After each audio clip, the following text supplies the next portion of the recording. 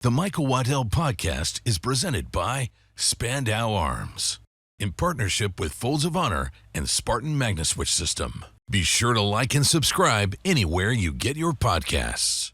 And so I'm up in the tree stand, and this 8-point buck runs up behind me, and perfect broadside shot, and I shoot, and that arrow is doing a loop-de-loop. Like a roller coaster ride. And it hit that buck on the way up, just centered him. And I thought, man, I got as lucky. I hit it. I got as lucky as I've ever gotten. Well, guys, man, I ain't never been so excited to sit down and talk to some country gentlemen. I got a feeling that I've always get to be the redneck of the Outdoor Channel crew. Yeah. Because obviously, if you watch our show, you know, we do a bunch of country stuff. And yeah. I'm always one talking about collard greens and fried chicken. I get picked on a lot about that. And so I figured, you know, there's no way we can pick on each other because I feel like we can pick on each other. It just doesn't matter who's going to be worse. We will pick on each other. That's it. A lot of times people don't understand our Southern humor, but man, I'm a big fan, man. You guys with the Hayden Alabama Podcast, obviously Mr. Robin, Phillip, and Deadgum Rusty over here. Man, we gonna get it done. We gonna get it done. Not Rusty, Shane. I always try to take one name and twist it. That good way, incognito. I can be Rusty. Let me tell you, that's the nicest thing I've been called all day. Well, here's the thing about being Rusty. Maybe we can just all change our name because the stories that y'all get to tell on your podcast, we really probably shouldn't even go by our real name. No. You're right. Robin often what would Robin's alias be? His, well, Blink, obviously. Brother Blink, right? If you get him to blink, you know. When he starts blinking, that's when you know he's lying. If he ain't blinking, he's telling the truth. And if those hands ever start coming up, he's fixing to preach. He's finna go. That's when you know. Moving. If he blinks one time, his hands comes up, you about to hear some gospel. Hear some gospel. You dang right. That day I had my hands in my pocket. I said, I'll tell you one thing. Well, man, thank y'all for coming down, man, or coming over, I should say. Y'all over in Alabama, y'all here in Georgia now, and I just, man, appreciate it, man. I've been a big fan of what y'all been doing. It's been amazing. Thank you. Absolutely. We're proud to be here. Beautiful spot you got. Oh, thank you, man. Thank you. Well, heck, man, I imagine this is going to get pretty southern pretty quick. This will be thick as old sweet tea and cheese grits. Well, we was talking beforehand. We had to save some stories, right? I know. We done getting in trouble. No, save that one. Save that one. I know. Shane and I were telling stories, and Cohen, our producer, said, "Hey, man, y'all stop talking. Y'all sit down and get behind them mics." That's right. We're telling all kind of stories. But man, so y'all grew up over in Alabama, so obviously hunting was a big part of y'all's life always. All day, every day in the wintertime, and sometimes it carried on. Sometimes it carried on in the summer because we didn't have nothing else to do, so we might as well pick up a BB gun and just get after it. Exactly. Michael, let me ask you a question. Yes, sir. And I have an idea. I know the answer. But all these big bucks, what's your favorite one? You know what? Probably my favorite one. Two of these animals in here. My wife got a couple. My kids have, and so this room is kind of comprised of not necessarily a trophy room, but a trophy room in a sentimental way, if that makes sense. Mm-hmm. Like some of my favorite, like that moose right there yonder, Robin, I mean, going to Alaska, you know, being a country boy like we are, going to Alaska, that was pretty amazing. But probably some of these that my kid got, my wife got, just to see them have success and see them kind of knock down a big one and I've been admiring that moose. Robin moved just right. That moose might eat that hattie. I know it under the moose. It's like the guardian of the room, that moose is, you know. I would have thought that it may not have been the one that scored the most. I figured the one you killed right around home. And it is. It is. The one of the most proud of deer I got in here is like a 152. Me and actually our producer who was here off camera, Cohen, we were together. And this deer I had showing up here. And at the time, I thought he was high 40s, 150, kind of a really nice buck. And he and I went and had a chance to get him. The first time we hunted that deer, I got it. And I made the absolute worst shot I've ever made in my life. I still was able to get the buck. I kind of got a little more of that ham meat. I don't know. I think my bow was off. That Texas heart shot? I Texas heart shot him. I did. I neutered him, son. I didn't make the best shot, but I've always say a good shot is one when they're getting gravy. That's a good enough shot. Good enough. That's right. What was the first thing you remember? The first thing you ever killed as a kid? Oh man, Mine was a squirrel. yours a squirrel? Yeah. I made my sister shake the vine. He run out.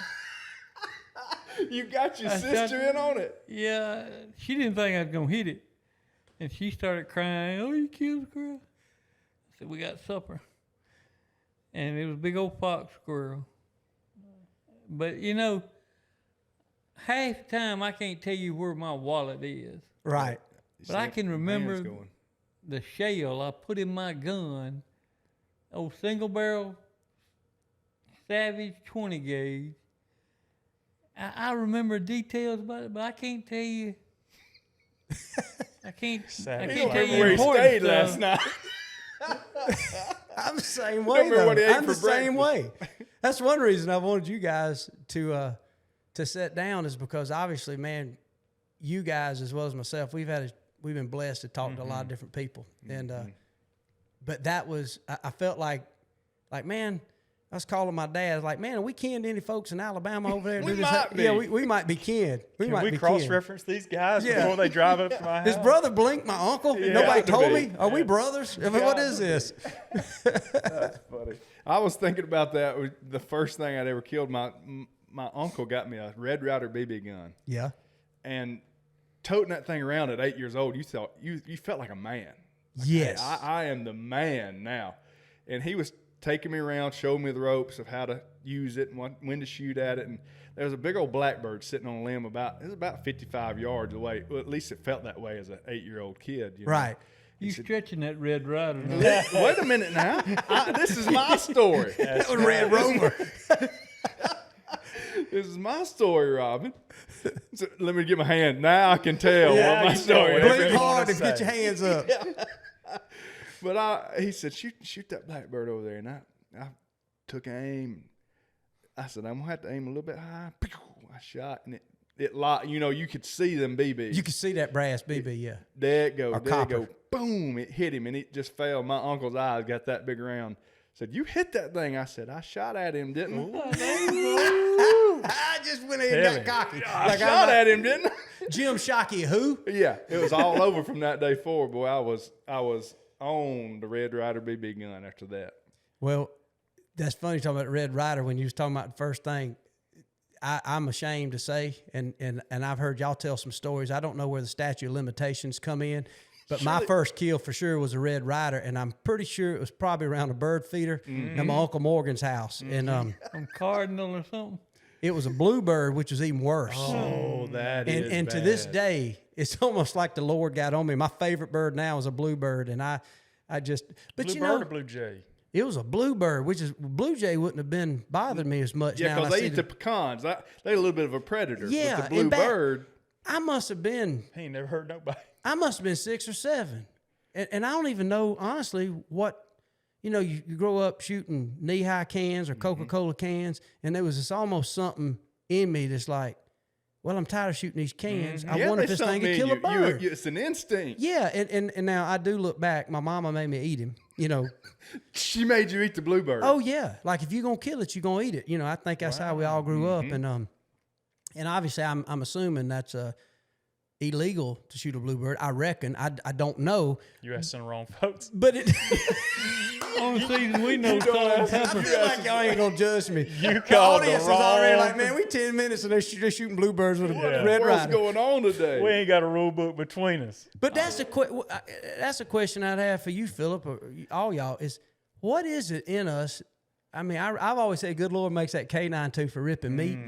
I can't tell you. I wasn't possessed. It was just like I was born a hunter. I just like, I don't know. And now I quickly realized, because I had folks around me like, hey, you ain't leave the bird feeder birds. You just had to get the boundaries. Yes. And then that led to Dad boundaries. taking me squirrel hunting, rabbit hunting, and obviously led to deer. But I don't know what it is. But, I've seen cats. I remember when I was little, I saw some cats out in the garage, in every country family, you'd start with a cat or two and you'd end up with 75, And I remember one time I saw a little old mice, a rat, as we call them. Everything's a rat. There ain't no such thing as a mice. No mice. It's rats. And this rat was in there, and there was 3 or 4 of them cats that done about maimed and killed that rat. And I remember as a young age, I was thinking, you know, they ain't planning on even really eating that thing. It was just their instincts to hunt and kill that sucker. So I've always wondered, like nature. Well, I don't know, man. I heard a guy say this the other day. He said, you know, prey's eyes are on the side. Mm-hmm. You know, predator's eyes are in the front where they see. Yeah. See my eyes? Yes. They face the floor. See, man? Look See at them Brother eyes? Blink. Look Brother at Blink. If I got That's a predator right there, boy. That's Look at a him. wolf, son. Brother Blink. You don't want him at you. That sucker Red Hawk. He's Red Hawk. He can see him. Oh, eagle. Well, it don't take long to see that instinct come out. I've got a 8-year-old son as well, and he's 6.5 or 7, and I had got him a little Cricket 22, which we didn't have those luxuries at our age. But they make them nowadays to where they fit just right for a smaller person. Mm-hmm. And I got him a red Cricket 22, and he wanted to go squirrel hunting. His dad said, I'm going squirrel hunting. So I took him, and he made a good shot, killed a squirrel, and he went over and picked it up. He looked at it and he said, Daddy, we'll have something to eat tonight. Man. He was so proud. Like it was just I didn't teach him that. It was just instinctual. He was going to provide something for us to eat, but he was so proud. Yes. So proud. You do transfer from targets to wanting a chase. You Yeah. can chase a target. It says there. Yeah. My dad, I didn't have a Red Ryder. He passed me down some gun that he had when he was a kid, and it was a BB gun that literally you punched break the barrel? barrel in. Oh, No, 880. Daisy 880. okay, maybe so. But you push Yeah, the that's barrel what it in, and it engaged the spring, pull the barrel out, put the BB in, and Yeah. shoot. That was phase 1. When I graduated from phase 1, I went to a Crossman pump, similar to a Benjamin. 760. Oh, And 10 it was cocker. a pellet gun, 177. And my dad told me, he said, look, you pump it 7 times, it's close to a 22 rifle. Don't pump it no more than that. Careful. Oh, we Challenge had that accepted. thing, we jumping on that thing, trying to get it one more pump. One more pump, baby. Where's the grease at? Well, I set up all kinds of things to shoot at, just like any kid. And one day he was building some shelves in the garage, and he had 2x4s laid out. He was cutting them and just throwing them. I had this pile, and I went and got a 2x4, pretty long one. And I went and I drove it in the ground, had me a hammer out there, and I was driving it in the ground. I'm 7 or 8 years old. And I draw back from it, and I'm out there pumping that old Crossman, about to get to 7. And he looked, he saw what was going on. He saw me, and he saw that 2x4. He said, boy, don't shoot that 2x4. I said, why not? Shoot your eye. And he said, well, it might ricochet back and hit you. Yeah. Well, don't ever tell me not to do nothing, because Now I'm you gonna try going to it. prove him wrong. Yeah. Well, I let him get preoccupied again with that shelf building. Mm-hmm. And I raised that Crossman up, and I'd made me a little dot with a pencil on it. And I hit that thing, and as soon as I heard the pellet engage the 2x4, it was back, and it hit me right Are between you the serious? eyes. Right between the eyes, son, and I'm just froze. Did you And look over, Daddy's Pops? words are coming over. Son, that pellet can come back and hit you. That it may hit you in the eye. And I was thinking, I said, Jesus, thank you for keeping that thing between my eyes. Because it would have put you It out. would have put my eyes smooth out. And all I did, like every kid does, I quietly took that Crossman and silently walked in there, went and got that 2x4, pulled it up out of the ground, laid it back in his pile, and I went in the house. Did Dad ever know you did it, or did He you just never kind of knew let he kid? did He it. never knew it. Or He never he acknowledged just it. never said anything about it, because the lesson's learned. God, If you're there right. was ever a little boy that had learned a lesson, that was me right there that day. I never Like once David again and Goliath, shot it was coming right back between your eyes. That's it's kind of like the lessons you learn. I've told my kids this. I said, look, don't pay attention to what I did right. Watch what I did wrong. And you know, when we kids, I think that's it. That instruction. You know, our parents. I used to think, well, they just being mean. Like, why won't they let me shoot at a 2x4?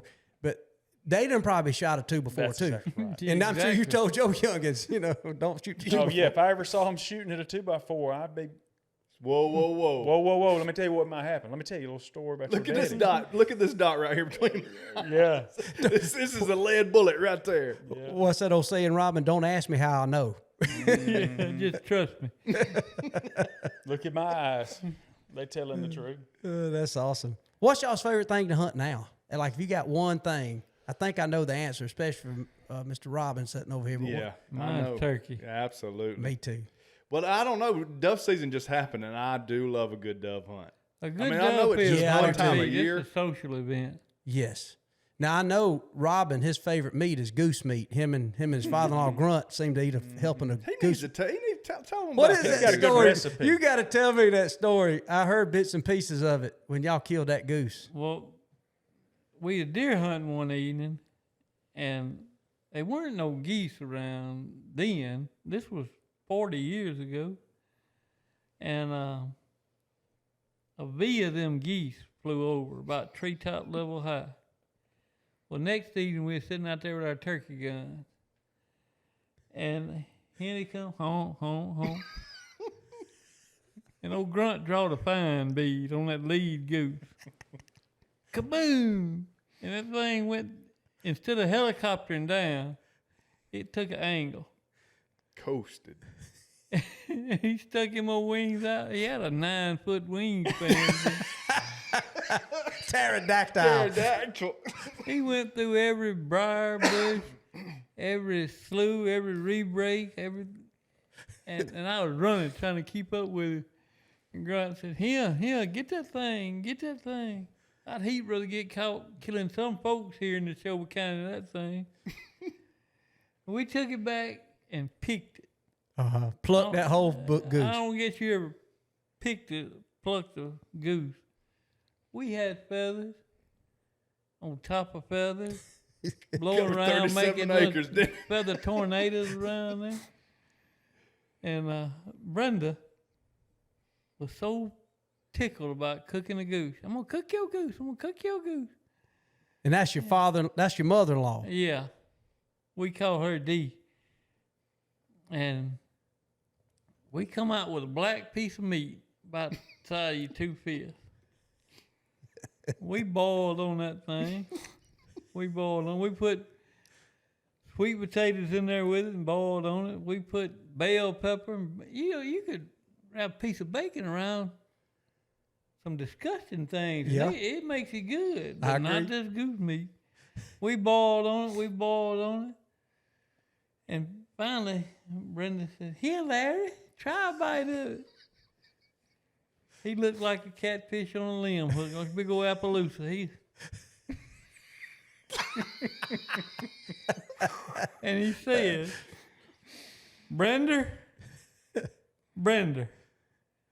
don't know where he got this. I don't have any idea, but he said it like he knew it, confidently. Right. They say that a goose can live to be 41. This nigga got to be 38 or 39. we ain't shot no more geese. Up his shoe leather, wasn't it? Man. Yeah. What is you know what's so funny?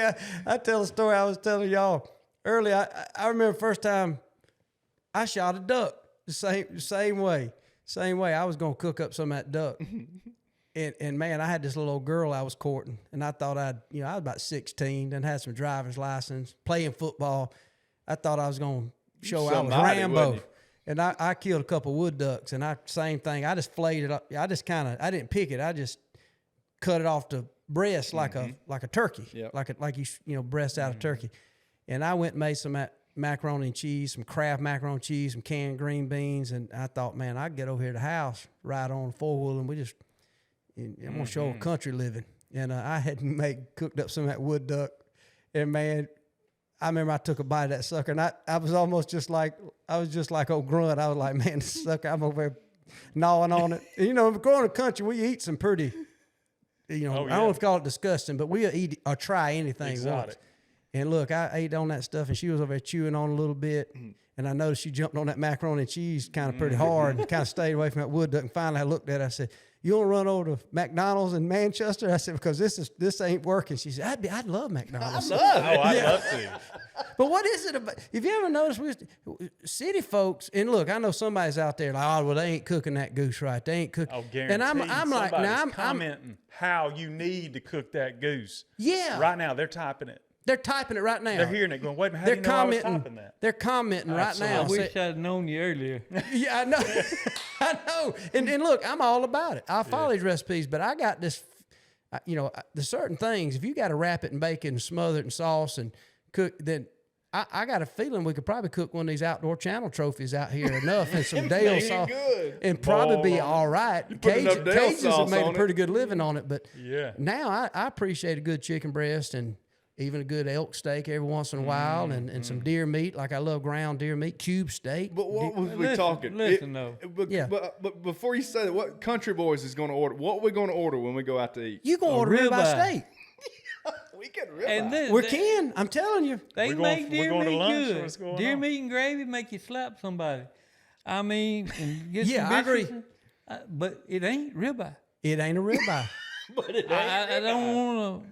It ain't fried chicken. Nobody. I hate to say it, but it ain't fried chicken. Now, turkey is as good as anything. See? Yes. A turkey. A wild turkey is good. A quail's good, too. Quail's good. A dove is better than a duck. It still ain't like, oh, I can't wait to jump on a bunch of dove. I eat it. I like it. We do it, though, out of tradition. That's the main thing. We eat them Saturday, and you eat a pile of them, and you won't never cook another one the rest of the year. That's right. That's right. It. Show me one person that dove hunts more than twice a year. There ain't a bunch of them. Ain't a bunch of them. You know anybody? I don't know a bunch of them. I'm one of them guys 1 or 2 times. In that late season, that field, them big old slow fat doves come in. They're pretty fun. Robin can shoot them. I can't hit no. Man, I try to pride myself on being a pretty good bow shot.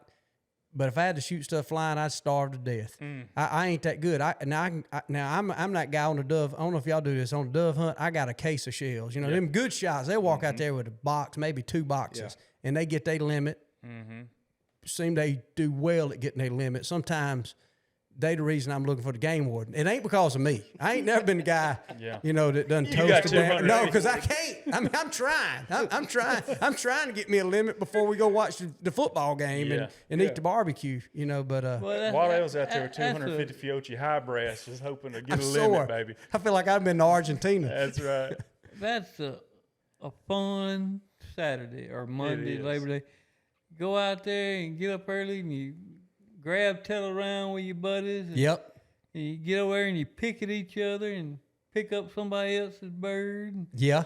Hey, I got that one. Don't take him dove hunt. Don't take him duck hunt. Golly, he claimed every duck is killed. Nobody fired a shot.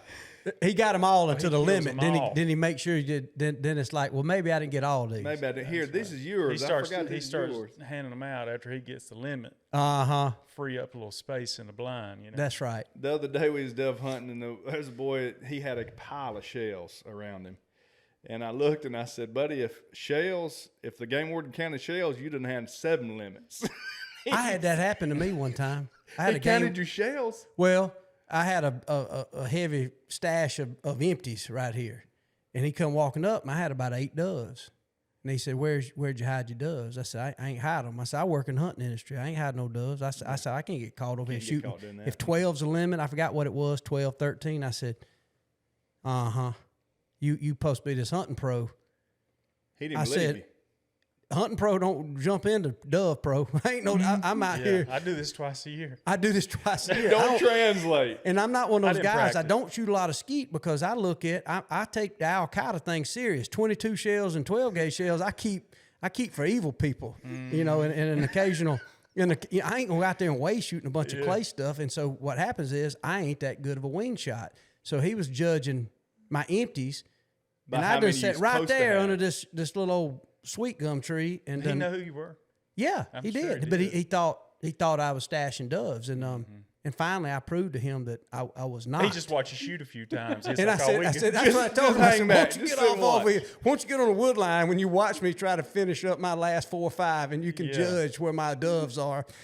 He didn't. He believed me because I did not have any doves stashed. Had a lot of empties. Well, that old boy Saturday that cracked me up because he just hung his head. He said, "I know." I said, "Hey, I'm just giving you a hard time." Having fun shooting. It's just fun. Go back and watch football. You know what I mean? Go back and that's usually the opening weekend of SEC football or just football across the country. I don't know. I love it, man. Everybody, the women folk like around here, my wives, they'll get them a little wine, they'll drink a lot. Some of them shoot, but the women who don't hunt, they'll sit out there and porch and Just have a little socialize. wine and talk about things. It just seems old school. And I love that. I feel like the hunting industry is missing some of that old school. I don't know. Everybody trying to I'm gonna chase tell that big you, one. the key to enjoying hunting ain't 176-inch with strong G2s. I mean, it helps. I mean, I won't turn him down. He better not come by me. But the key to it is loving folks and loving folks you with, Yeah. and just relationships. I is agree. The key to hunting. And Robin listen, said he ain't got to have a G2. They ain't got to have we used to G2. hunt in stovepipe. They can have an rubber L1. boots, It don't matter. stovepipe rubber boots, blue jeans, and a flannel shirt. I mean, for this real tree and everything. And real tree's great. I love to get here, but I hunted a long time. When you got a brown pair of coveralls, you was uptown. Oh, yeah. You was I on don't top want the brown top pair. tier. I don't know about you. What about them, talking about them coveralls? Y'all remember them days, especially in the 80s? Even I feel like going into the 90s, there wasn't a lot of high-end technical clothes. You would have them old white, but look like pajama bottoms, Long thermal, handles. cotton. Long handles. had Long little handles. Long handles. And you'd have, say, some walls or some black sheep coveralls. You done got them at Kmart, and they'd be like a military camo or brown. And son of a gun, you'd be meeting up there and around everybody figuring out which stand to go into. And the plain orange, orange hat. Yep. That's it. Or maybe a boggin. That's it. 30-06. You know, 30-30. 30-30, 742, automatic guns. A lot of Listen, You done they started up a used to memory. think when they look sideways at a fellow bring a rifle up. yeah. You get off over yonder in that cutover, they have him covering 880 acres. He wouldn't have nothing but a 30-30. You get off over yonder that rifle. Yeah. They'd take that number one book and them old 12 gauges.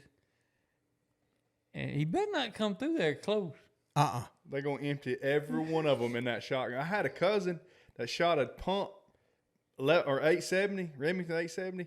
He could shoot that pump 870 and empty it faster than any semi-automatic shotgun I've ever seen anybody shoot. I mean, it sounded like one shot. Boom! It was crazy how fast. Working that action. Them old He could dogs get that it turn done, and buddy. come to you. No. You get them eyeballs run out on stems about that far. Looking for them. Looking for them, boy. And then, half time you'd miss. Right. And you had to go back, they cut your shirt tail off. And it was a social thing. Did It you ever was- get your shirt tail cut? Yeah, well, I don't, yeah, I do remember getting, Scott Steiner's cut my shirt tail when I started bow hunting. I'd miss, man, You mean you gonna miss one when you bow hunt when Man, you first start? they'd ask me, I had some buddies as I started working in the hunting industry. You know, I'd go to these industry shows and all the folks, and there's a lot of fine people, you know, in that space. But I would tell them, like, well, how'd you grow up hunting? I said, man, we had old 742 Woodmaster my dad handed down. You know, you had 4 shots in the clip, put 1 in the chamber. You better keep a pair of needle nose and a punch in your pocket. Thing with jam on you. That jam master. and somebody asked me, said, well, them guns wasn't that accurate. And why did you, and I remember, you put 1 in the chamber, and you take that clip out and put another one back in that clip. So you had 5 shots ready at will. And they asked me, said, why did you have so many bullets? And I'd have an extra clip. And then they come out with them 10-round clips, which really made it jam way worse. And somebody asked me, said, well, why did you have so many shots? I said, because first shot was a warning shot, typically. Yeah, get him Both going. of us. We both wake You know up. what I mean? I'm here. And then they take off running, boy. No, that first shot with a warning shot, that was to make it challenging, is what it Yeah. was. It's what you got to tell folks. And Mike. what You about too them close. over and under sights? Remember them old aluminum Oh, them iron old, sights? them old high rise. Robin is the king of phrases you ain't never heard of. High rise. What about a Simmons scope? Do you remember Oh, them yeah. scopes? Simmons scope. 44 mag. 40 Simmons 44 Did you ever hunt a mag. Simmons scope? I'm pretty sure I had one. I think if you- Everybody they- had our Kmart. Bushnell banner. I remember was it tactical or is that what they were? Or Simmons Tasco. Tasco. Tasco. Tasco. And you know, With the loop-through ironically, sights. and this is like a family reunion. So Bushnell, we use Bushnell product. Well, they ended up buying, I think, Bosch and Lomb. So their Bushnell scopes have some of the best glass out there. When I was a kid, Bushnell was the affordable scope. Yep.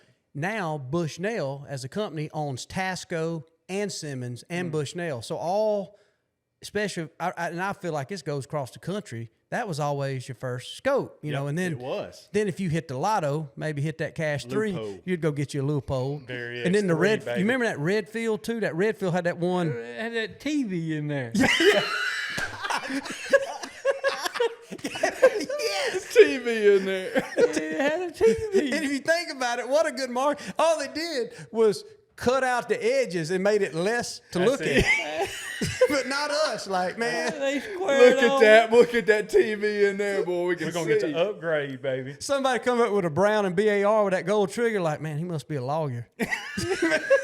That's what I hung That's on with. the Did you rig. see? He come from Boy, money. He that's come some from money. money. Philip Doc. come for that money, boy. No, my mama bought it for my daddy. He don't even deer hunt. But she bought it for my daddy one Christmas because I was wanting to start deer hunting. Yeah. My daddy grew up in Birmingham. Uh-huh. You know nothing about no deer hunting, you know. Right. But she thought he needs to have something so he can take Philip deer hunting. Right. So she bought him a knife, a Brown and Barb, you know, Belgium. Good Yeah. one.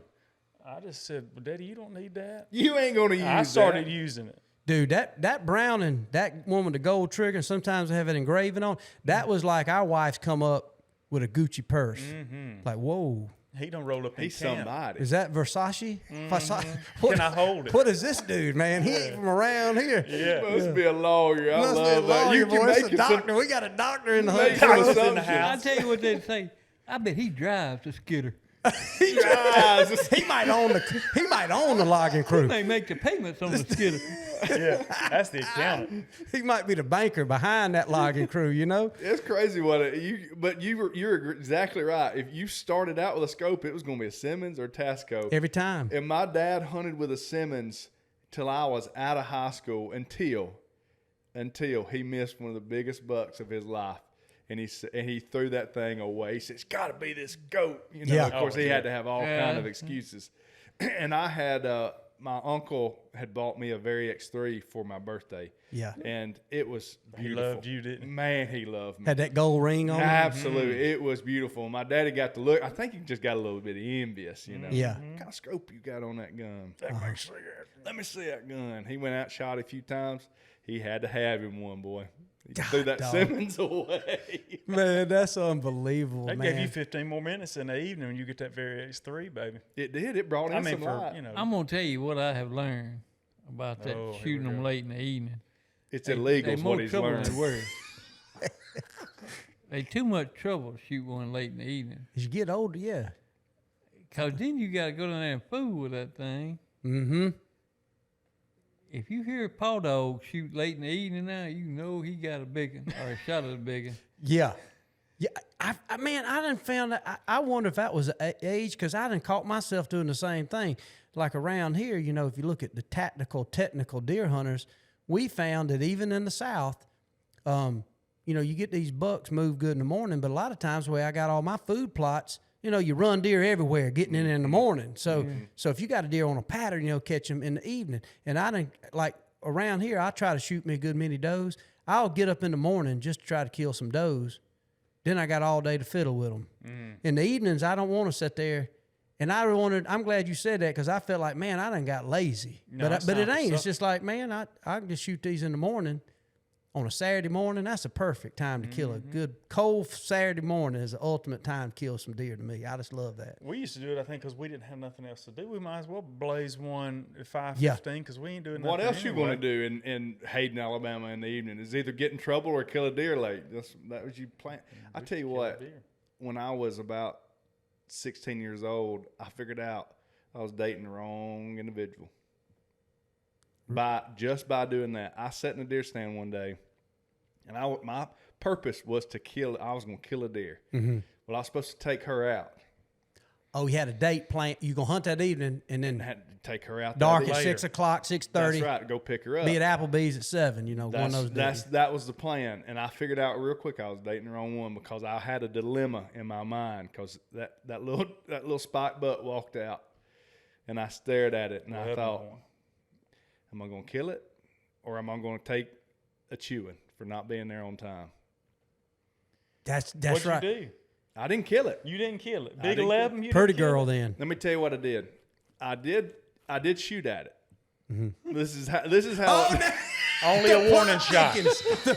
The plot thickens. This was my reasoning. I don't need to track it. Yeah. I need it to fall right there. need And to dump I'm it. bow hunting. Oh. Oh, you okay. both- I'm That's bow different. hunting. It was Okay. different. So I thought if I shoot it where you normally supposed to shoot one, then it's gonna run off. I'm gonna track it. So I had reasoned in my mind that if I shoot it right below the ear, like it right here on the neck, it's gonna fold up So you're going to shoot with your bow. You're going to try to shoot it in the in the neck. That's the redneckest thing I've ever heard. I love that. That's the only way I could get through it. I had to drop it. Well, I shot, and of course, you know what happened. This is why the South almost won the Civil War. You realize that? Even outnumbered. This is it. This is it. You're by the numbers. This I shouldn't. mean, we thinking. We thinking. When you got a hot date and you're like, I got that old Brown and Mirage sitting up there with a Walsh broadhead on it. No. Like, I'm if I can finna wear this anchor thing out right on the That bare ear. white tail too. Yeah, the bear whitetail too. That's Hey, right. we talked about old scope. Can we tell an old, and this is your show, but can we tell an old bow story? Y'all got one? Oh, Oh. yeah. Man, I got do. one if y'all got one. You got one from like first bow? The first bow I ever bought was a Matthews, legitimately. Oh, That good ain't, you blend, don't fella. count. But- you go. That's, You out. that's a real bow. Well, that was because I didn't know anything about it. I Can't had to hide go money, seek baby. advice. Can't I did have hide a bear, There but we it go. wasn't a bow.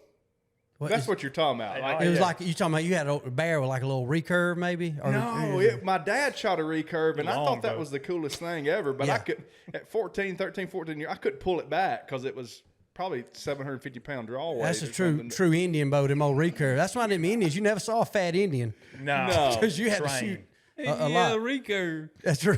You Well, right. tell us about your Matthews, man. I want to hear it. Well, there's really no story there. That's that M2. Yeah, it was the M2. Yeah, I was gonna say M2. What? So you That's talking what I still got. probably that was Late mid early 90s. '90s, late '90s. It was late 90s, and I bought it from a individual that had bought, or he was a bow guy.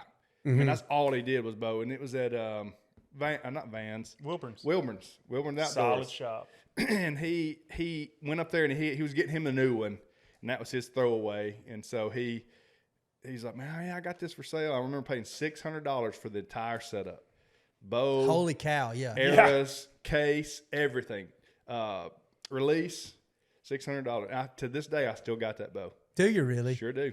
I still got a MQ-32. It was their second bow that came out. That's what I still hunt with. Really? Mine needs a new string. Does it I still? got one last year. What was your first bow, Philip? What'd you get? Again, we didn't have bow hunters in my family. I was the first one to bow hunt in all of my family. The closest thing we had was a fiberglass longbow that my uncle had. Okay. And I'm All talking right. it's like 6 foot tall, just for a joke. But a buddy of mine, Josh Hammock, you remember him? We said we're gonna bow hunt. We're gonna start bow hunting. So there's a little bow shop in Gardendale there by the house, and we went in there and literally, you're talking about not knowing what you're looking for at nothing, no clue. And we said, all right, instead of you telling us what kind of bow and all this, we got about $200. Like We got that's what we $200. wanted. So you got a $200. We got got two bones $200. here, boy. And we're going to need a bow and some arrows to do this. And he's like, okay. He set us up with used bows. I got a PSE Nova. I remember the nose. Yeah, I do too. I had a fire plate. Had And a mock flight, I think it was. You was getting on uptown. Yeah. so I got the Nova, a quiver, a sight, steel, just bare bones, steel pin sight, 4 arrows, and broadheads. And I was set up to go bow hunting. And we practiced and we practiced and we practiced. And I practiced, this is my first lesson. I was practicing with a 100 grain field tips. And Field I tip. got to where I could shoot the eye out of a dummy from my stand. And I said, I'm ready to go. Yeah. So I went and set up in the woods and couldn't see anything. And I hunted evening after evening, nothing. And I went and told my grandfather, I said, Papa, man, I've been practicing. I got this bow and I ain't got nothing to shoot at. And he said, boy, I'll get you something to shoot at. And I thought, oh, he gonna tie me one out. Well, he went and got a 50-pound bag of corn. And he out of the shed, and he said, let's go. I said, I don't think we're supposed to do that. And he said, are you putting it out or am I putting it out? So I said, well, it's on your shoulder. And he dumped that big old pile of, 50-pound bags of corn right out. And he said, if I was you, I'd get that climbing stand and I'd put it somewhere close to right here, and I bet you're going to see you a deer. Uh-huh. And I thought, okay. What I didn't know is the difference between a 100-grain field tip and 125-grain broadhead fixed blade. You'll shoot short every time. Do you remember them first broadheads? What was it, Thunderhead? No, I went with Muzzy. Muzzy, yep. 125-grain bone-crushing Muzzy. 4-blade or 3-blade? 4-blade. 4-blade. And they'll drop short, I'm just telling you, every time. Yeah. If you're used to shooting, but maybe a little low left. Yeah. So anyway, but I learned a valuable lesson. Actually, there's more than one lesson there, but the number one is shoot the same grain field tip as you're going to shoot on your broadhead. We're going to stop for a quick break, but please don't go anywhere. We got so much to come. Spandau Arms was founded with a simple idea. The best part of hunting isn't the gear, it's the memories. From the first rooster rise of the season in the tall grass to the last second opportunity on the target buck as sunset closes in. Spandau believes firearms should be built to perform, priced to be accessible, and designed to become an essential piece of your hunting story. Their lineup includes field-ready shotguns and precision-driven rifles built for hunters, competitors, and recreational shooters who know that quality and dependability matter more than the hype. Born from the experience of American hunters and crafted by generations of gunmakers, each Spandau firearm is built for real-world performance in the moments that matter. A wingman flies close with unwavering dedication. At Folds of Honor, a wingman stands with families of America's fallen or disabled heroes. The burial flag given to their grieving family is folded 13 times. As a wingman, your $13 monthly donation provides scholarships to their spouses and children. 13 folds, $13. Become a wingman. Join today at foldsofhonor.org.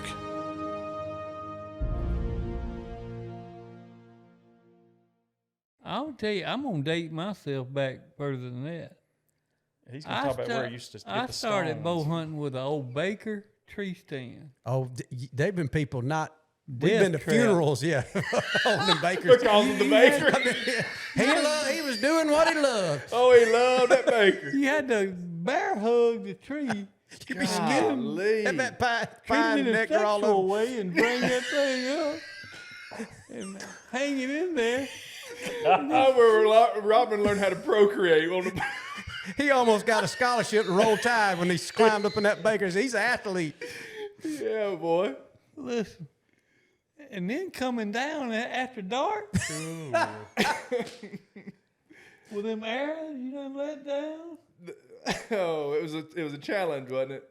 Man, you was wanting to go hunting if you climbed up and down in a Baker. Somebody right now is hearing this story and they looking at the arm riding down the road and looking at a scar. Yep, right.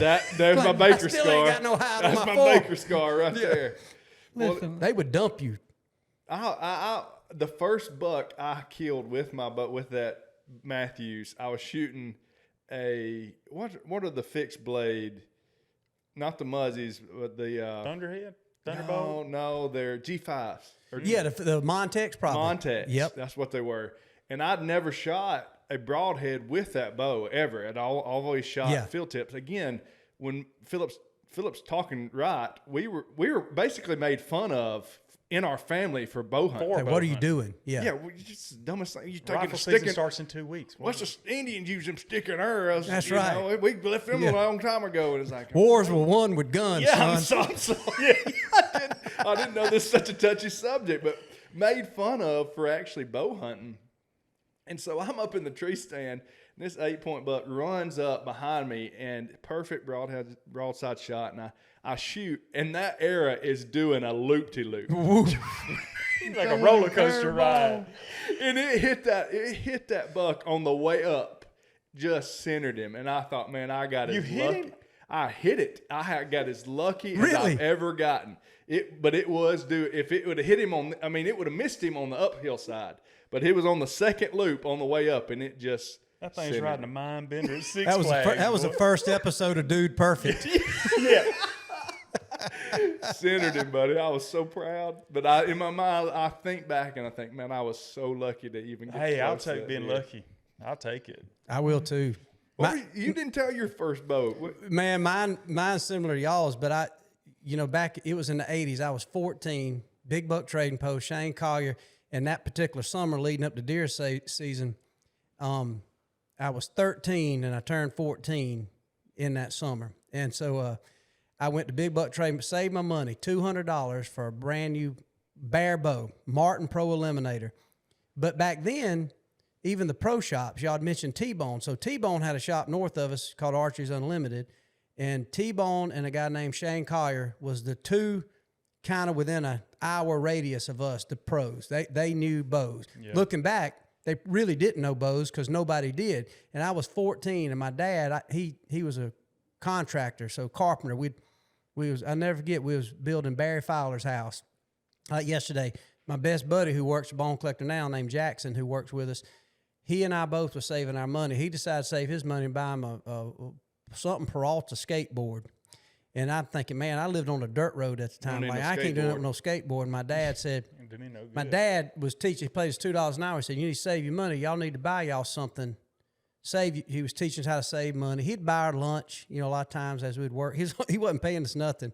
And mostly we was picking up around the construction site. So I saved my money, and my dad had an old Browning recurve, and then he bought an old used Browning bow, and it had that laminated wood, heavy clunker looking thing. No around. man. Yeah, it may have been. I can't remember the brand, but I remember looking to that sucker, and he had them satellite broadheads in there. I remember that, like they all looked like razor blades, 3 or 4 blades, and they just looked wicked, but my dad hadn't. Only thing he had shot with that bow had been an old cow that kept getting out of the pasture, and he kept telling this guy, I'm going to shoot this cow.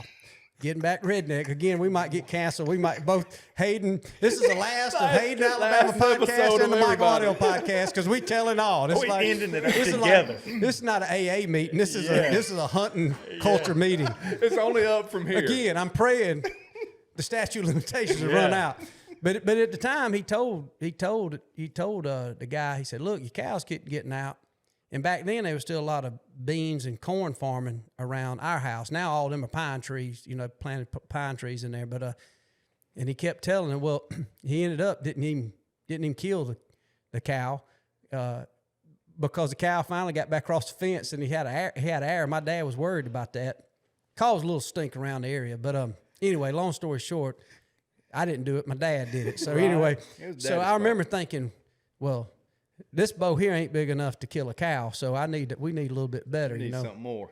So I went down there, $200, big buck trade post, bought this Martin Pro Eliminator, and looking back, I was 14, and I was a pretty good sized boy, played football, and I never forget, how your dad give you advice. He said, go ahead and buy you something you can grow into. Mm-hmm. Well, obviously, they don't work with bow and arrow, so I had like an 80-pound bow, 80-pound bow. It was set on 31-inch draw.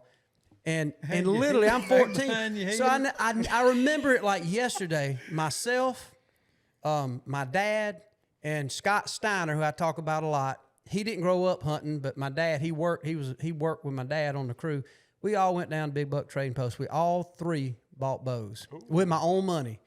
My dad bought one, and he had one that was 105 draw weight. I never forget it. My dad was 105 I've never even pounds. heard of Them that. old PSC fireplates, you give them over That seemed like the thing. Everybody, we had a lot of bullets in our guns, and you wasn't nothing. If you and didn't and have then, over and then there was a 100 guy, pound draw weight. 5 pounds. and I don't know. I think he's from over y'all's way, Jesse Moorhead, who was he won all these archery championships in those days. He was kind of the man. Randy Ulmer, Jesse Moorhead, he was a stud. T-Bone at that time started competing. He later won the world championship. Shooting them old Easton XX. Oh, double X75. And if you had them Super Slam Chuck Adams, son, you was somebody, boy. Them tree You could bark. pick up a chick with them double X75s and double X78s and some pork rinds. I could meet any girl in town. And I had this old bow. I'll never forget it. We get it. And we didn't paper tune or nothing. I bought me some Walsh broadheads. My dad helped me out because I only had $200 saved up. He bought me some arrows and some broadheads and had this old sight. It was just a bracket, had a little pin that you screwed in and out, for right and left. That's it. And you just took an Allen wrench. Or actually, you just had a brass, wasn't a wing nut, but it was kind of a girthy little bolt that you would twist it and go up or down. Yep. You take a claw hammer and braze it. Yeah. So it wouldn't back out. Yeah, if you wanted that way, that's what get it locked in. That was a Loctite. So anyway, I never forget, we bought this bow, and we go back to the house, and my dad had this old hay bale that we were shooting at, which them compounds, you'd sink your arrows, you couldn't even hardly find them. We realized then we had a bow good enough to kill something. But the whole time we go back, and I never could pull my bow back. They'd all shoot, and I was back there as a 14, and I was yanking and yanking and yanking. I never could. So the first week, I never even got to shoot a shot at it. I couldn't even pull it back. And so finally, I literally would had this old, it was like a weight or something, like a tractor weight. And I'd be always trying to curl that thing, get strong, not because I was trying to, Impress him by you win a trying to football pull that game. bow I was just back. trying, I just spent $200. And so finally I remember, and to this day, it ruined me because when we do these shooting videos now, most all of the young guys that work for us, we all are an archery-based company. All our crew, we love to bow hunt. Well, they draw a bow smooth, man, using their back muscles, just look like a pro. Well, I didn't. I still got what I call a construction draw. So, most of us country folks strong in the shoulders. And I'm getting right here, so now I yank that sucker like that, and I pull it back. Then I have to come around where, proper way is to pull it back to your nose. And, well, I never did, and it was because I started with that bow. And finally, I hunted that first year, and I'd spook a lot of deer trying to get the thing drawn back. Yeah. And then finally, I remember shooting at a few deer, and and that's what I was doing, shooting at them. I'd get close enough to run them off. That's and pretty good. You don't pick a spot. You just shoot at a deer. Shooting at them. I wasn't shooting. Now, I always preach hold top of the heart. Back then, I was just trying. I don't remember. The pin would get close to him and you'd fire, you know. And how'd you come back? How'd you not lose an ear with a 31 inch man, it was draw terrible. weight? It was terrible. And then later I started getting adjusted, and I started dialing it in. Got me a bow that kind of fit me. But I ended up my first few deer I killed with that Martin Pro Eliminator, and the limbs started cracking on it. My dad's did, and you ever leave it in the truck with the windows up? Nobody knew anything. Yeah, you'd leave it in a hot truck. That sucker come out, it looked like a dog leg. Yeah. Did y'all ever shoot the pendulum when they came out? Oh yeah. them old Matter Eliminator pendulum? the pendulum, that was Jesse Moorhead. Looked like Yeah. a lazy that's boy Christmas recliner morning up there in over that here. tree with you. Yeah, remember they say that thing was supposed to adjust for you, Yeah. however far it was. I thought I could shoot a deer at 100 yards, that pendulum sight. I mean, obviously it didn't work that good, but it You had thing to would raise it up adjust. a little higher at 100. It Yep. bottom out, wouldn't It it? bottomed out. It bottom, yep. Yeah. I had the Temu one. I couldn't afford a good one. You got, So yeah. I got the Temu one, went down there. It's funny the lessons you learn when you're young like that. On the side, I don't know about y'all's, but it had, bolts went through a bracket, and then you had 3 nuts on the other side that you had to tighten. Once they you, had some once you got equipment it with 'em. just right. Yeah, it was not an easy setup, especially this one. Like the less expensive, the more parts. Yeah. I got up there and got climbed up one day, got my bow, went to knock the arrow to set it down, and I set that thing down on my leg, and it just said, shh.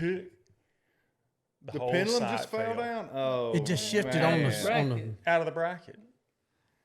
holy cow, man. And I was on a hunting trip. Like, I had driven hours to I go on remember this you hunting telling me about that. What do you do? Just do your best. And the thing about it, back in them days, it wouldn't have made a difference because you was shooting, like I said, It didn't matter whether it was out of I the didn't have a bracket or not. wrench and a socket set to fix it back. I said, I'm just going to shoot down the shaft of the arrow. Yeah, Hope for the yes. best. That's the way I learned to shoot. You hold it a little to the right. You look down that air. look down the shaft. Yeah. A little to the right. Chuck But Adams. the I problem think. is, you do all right with field points, and you put that big broadhead on there, it takes up the whole deer. They wasn't. You didn't go to YouTube in those days and look up. didn't. You No. learned by just. You had to know somebody messing or up. learn. Like I think that hair didn't fly the same because you didn't have good. You didn't have good targets to shoot in, and then back then, if you bought 3 or 4 broadheads, you didn't want to dull them up. And you had 7 different lengths of arrows. Oh yeah, You had a 21-14, a 22-13, 100%. Or you get them American Eagle 21-17s, you can buy them as Lucy's. You go get you a Lucy Marlboro, Lucy red, Marlboro, and yeah. a Lucy. And I shot 24-13s. But then I'd come in, I'd have me about $10 saved up. Like, just give me 2 of them 21-17s. Give me 2 of them right there. Give me 2 of them. Yeah, like, because well, that ain't the same about arrow. the third time it sank in that hay bale, the fletching started coming Oh out. yeah, all feathers too. Didn't have no fletching. Jerry, they sold them at Walmart in those boxes. The American Eagles, they were Oh, gold. there. American Yeah, the Eagle. arrows. The American Eagle. They were, and then I was saying the other day. I remember them autumn orange arrows. That was XX75. Whoa, that was man. I you say, was uptown. You had man. them. How many deer did you spook by hitting that aluminum arrow on something though? or you'd have Them it on old that TM100 red. TM100. Remember that sucker sound like like a That deer looked right up at you. I know right where. What is Made that? the old moose look. How'd it sound again when you drew it back? It sounded like he done put a quarter in a slot machine. Hey, that's when you know you didn't have to man. No, you just had No, to draw back. just And that draw. stopped them right in the track. Man, now you got all these social media warriors. They gonna whoop you and tell you they gonna teach you something every time. And I shot at a deer and it ducked me, had its head up looking like this, but I drew back silent and somebody said, you gotta let the head be down, or I think it was. I forgot what the deal was. And I was like, man, I ain't never shot a deer with his head down because you pulled it back with it, or the filler gauge, like a spark plug filler gauge. Yeah. Yeah. And then you'd cut a trough in it. You had TM1. Yeah, it had You that. talking about a whisker biscuit? What are No, y'all? no. So Lord, this me- is way. this way you pull before that that. thing back and it get around here going this way. It was a Hunter Supreme, it called it, and it come with a plastic one. Yeah. But then you started realizing it was easier to tune them if you took a piece of filler gauge, which is a steel maybe, and you would take a Dremel tool or some heavy, and you'd cut your little notch Be in there and make a careful little doing V. that. But that sucker was louder than a T. I thought So my then we put that shrink tube on it, Yeah. and we do that day we went hunting. That'd throw off everything. You add 1.5 inches to each side of your. Like shooting wonder low. why you missed the deer. Only good news. I Only good miss that news, deer? Brother Blink, is you get in there and be like, well, these 21-17s fit a little better boy, now. these things fit. I thought my uncle was a pure genius when he got that camouflage felt, stick-on felt. Moleskin. Oh, moleskin. I said, this is genius. Yeah. Oh, man. Where has this been my whole life? Golly, you'd have a multitude of different fixed blades. You'd have some Muzzy, some Walsh, Thunderheads. I mean, I had the you'd- cheapest ones, whatever those were. Oh yeah, And cheap- the mechanicals, when the mechanicals came out, Yeah. you remember? oh yeah.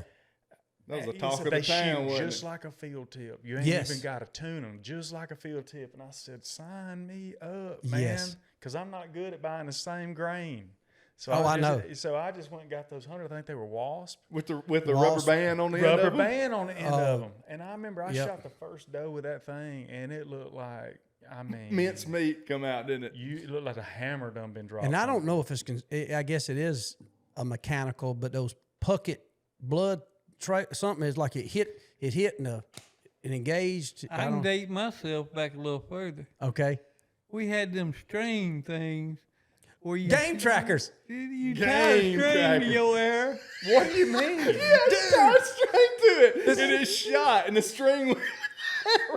Yeah. Hold on, where did the string go? Bob Folkrod used to shoot them things. You Took remember? off with the deer. Yeah, you just Bob follow the Polrock. deer. He sure did. You follow Had the string to the deer. A cylinder Is this- that you We're put like a you're bow- bow fishing with a deer. You would have a string tied to your arrow. The deal is, the deer run off, you can find them at the end of the You don't have string. the blood trail at all. You're kidding me. Yeah. They, I had one. You just sitting there reeling it back in? No, the string was just, you'd look at deer. Well, I never hit one. Okay. I never hit one.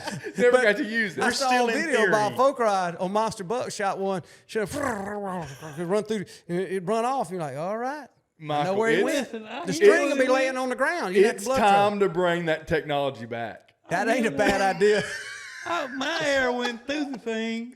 I had double strings going on. I got confused which string to follow. I thought I'd come back to my tree. He should be under my baker. Oh, he's right here, right I know under I my saw baker. him That run thing done double back. What? Come back to my tree. I had that string wrapped around my head.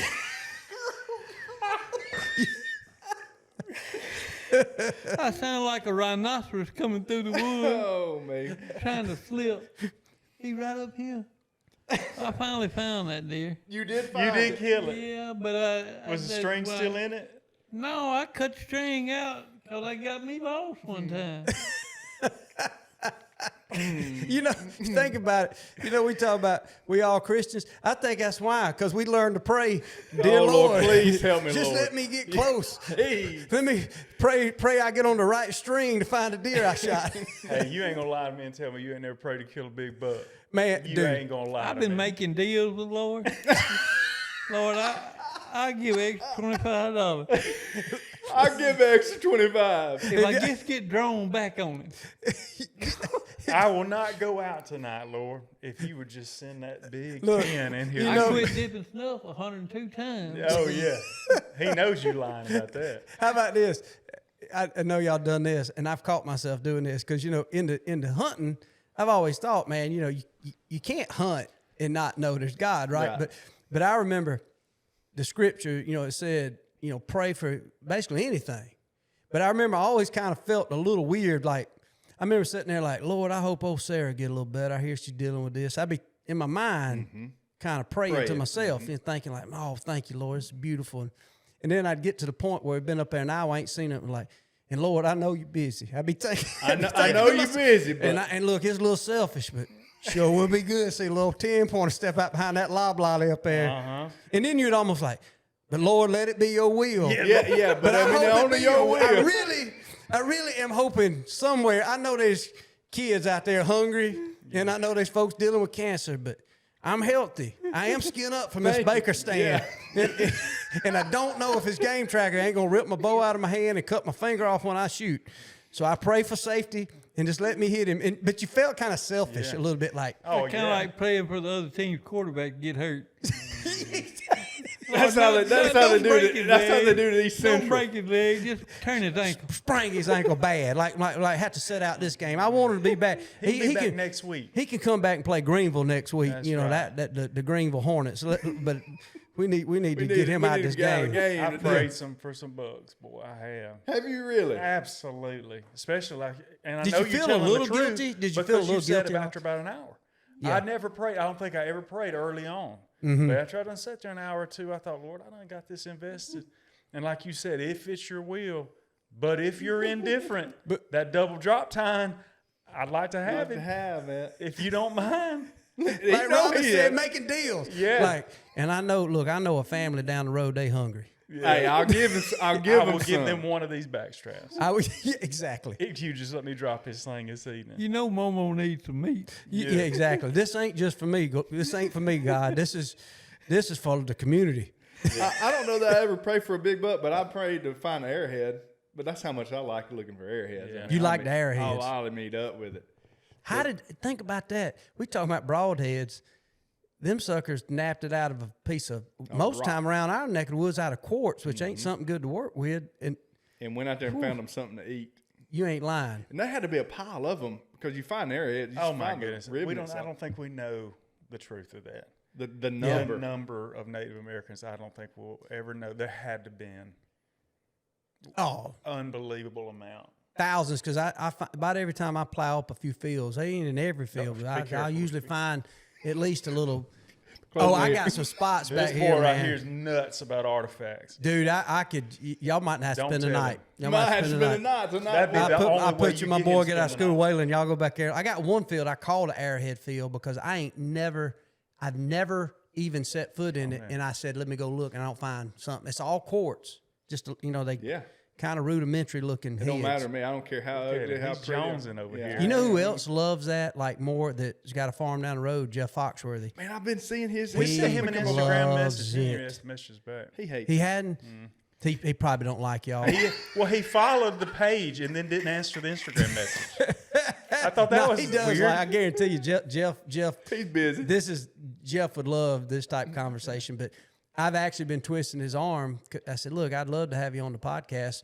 Call him up, Mike. I know, call him up, get him down here. Look and that's what I've been trying to do Yeah, is tell him to twist come him in on. like, hey, I got some fields that are kind of, Oh yeah, because I enjoy it, but I can't say, like to me, shed antler hunting and arrowhead, I find them by happenstance. I can't ever say that, hey, today let's go look for arrowheads. I've not done that. I'm usually filling a feeder or planting some oats or something like. I find them sheds with a tractor tires. Oh man, friend, I'll lose it. I almost lost a job Overlooking for airheads. artifacts. But that's You don't know. I've lost several good jobs turkey hunting. He's crazy.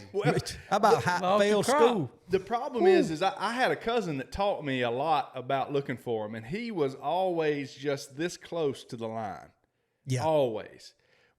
He's a good man, but he's the same way. Love the Lord, but he's the same way I am with airheads. So I was with him one day. I said, hey, you got permission to hunt? Oh, we got permission to hunt. Semi-permission. Yeah, That's we got usually permission to hunt. Oh, so-and-so told me we could come and look at this. I said, okay, that's fine. Well, I took that as the gospel. So the next time I was down that way, he wasn't with me. Well, I was out there looking. I was looking around, and the farmer had just come through and plowed the field, so it was prime. And I wouldn't bother anything, but I'm just walking around, and I hear somebody say, hey. And it kind of startled me because you kind of get in the zone when you're looking and you just out there spending time with the Lord. And what are you doing? And I said, I'm just looking for rocks. That's why I was just looking for rocks. You looking for rocks. We got a pothole in the driveway. You got a driveway on the shoulder of the road. You knock yourself out. I wasn't lying, but that's what I was doing. Who told you could be down here? And I said, well, so-and-so, he don't even own this property anymore. And I thought, Lord have mercy. my cousin done got me in a bind here. Yeah. Well, my truck had a SAIA tag, which is where I worked. Mm-hmm. And he said, you want me to call down there and talk to Frank Montgomery about where you're at? And I said, whoa. Hey, we ain't got to do all that. I'll get in my truck and leave today. And he said, you should ask permission. And I didn't want to go into the whole, like I thought we I did. had permission. Yeah. I said, sir, I'm leaving. And I ain't never been back to that place. But He called? no, he didn't call. I mean, he was. I wasn't gonna call his bluff though. You know, He It called ain't his time first for that. and last name. that's exactly. He knew right who he was fitting to call, and I said, no, I'm gonna just step on out of here. But you know, again, that was as close as I came to losing a job over looking for an airhead. But Ain't it something where, you think about all these? I often say, P did if he'd have just bow hunted like us, he been out probably of wouldn't have had trouble. as much baby oil. He'd have been collecting broadheads like the rest of us. But it is amazing, like We all got how our hunting thing. it creates this, like whether's looking for arrowheads and stuff. chase. And if you grow up like we did, we didn't have a lot of land. It has changed, especially, me and Robin are closer in age, and so obviously it was a little bit more. You could go a little more places. It's almost like Absolutely. A little more you could free. be a youngin' with a little With a old crossman and walk stick. around, and you stop and get a little swig of water out of a hose pipe and keep on walking through the woods. And people were farming, and now it's man, you get can't in cross the trouble. line. You get across the line, you're in trouble. Yeah. A guy told me a story. Hunters hurt themselves by not shutting gate, Yep. taking these walk-tall four-wheel drives and tearing places up. Yep. They hurt themselves. And I agree. I agree. I mean, and like I said, we talking about some redneck things, so we're guilty of some pretty, I guess, irresponsible means. But as you get older, you start realizing, well, I shouldn't have done that. But Well, yeah. But that's where grace comes in. We talk a little bit about that. But now I know I give a little grace because I know where I can't. I was like, I'm well, same way. I've done that before, But as long as you didn't do it intentionally or with malicious intent, you kind of give a little grace. But Some people don't give no grace. I know it, but we didn't really have excuse because we were kind of educated, had good mentors. We were in the church. We were supposed to know better. I come home one time, there's a crackhead and crawled up one of these pecan trees out here, had a backpack, and I gave him some grace because I'm thinking, He's hungry. he don't know where he's at. Now He ain't got a clue where he's I'm like, man, there's a dude with a backpack. He didn't have no baker stand, no climbing sticks, nothing. This truck, I'm like, how'd you get up this tree? The cops are here. Mm-hmm. He was out in the middle of it, yelling some stuff, and I'm thinking, I remember that's the first thing I thought, like, man, I would have been over here trying to chase a turkey. I ain't gonna be too mad at a guy that got all jacked up on some, whatever it is. Why is it that a crackhead can fix anything? They can repair. I tell you. And we've gone off the rails, Michael. And they know what a catalytic converter is, too. I can tell you that. I didn't even know what a catalytic converter was. We had a crackhead start coming to church with us, and I was going to reform. I said, listen, I need you to go fishing with me. Yeah. And we started fishing together on the Mississippi River.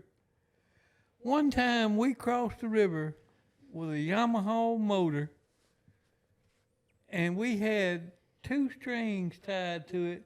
One for the accelerator, a shoestring, out there dodging barges. Yeah. With a shoestring for a gas pedal, and the other one was a kill switch. You could never get the motor to quit running. But he could do it.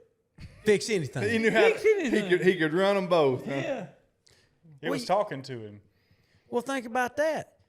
I ain't picking on nobody, but how do you even come up with the idea of take some Pepto-Bismol and some drainage and make crystal meth? That's a scientist. Think about that. So you got some brilliant people. I look at it a little different. It's like they smart. So they can fix anything and they can come up with a concoction. Who made the first corn liquor? Chemist. A redneck chemist. Exactly. It's a mistake, I think, a lot of times. You're trying to do another thing. But somebody had to try that stuff. Here, Will, get you a swallow of this. He'll do anything. Just swig of this. Exactly. Mikey likes it. Let Mikey eat it. Yeah. Holy cow, man. I got something, too, I want to talk about because obviously we've established maybe this podcast should be labeled things that you grew up doing that you shouldn't have done. And now we have been cleansed. Now, I will say, people ask me all the time, y'all had Eddie Salter on your podcast, and I'm a huge Eddie Salter fan. He's, in my opinion, the OG of, turkey hunting. Alabama. I tell people all the time, if you can kill a turkey in Alabama, eastern turkey in Alabama, I put Georgia in there, probably Mississippi, all that area.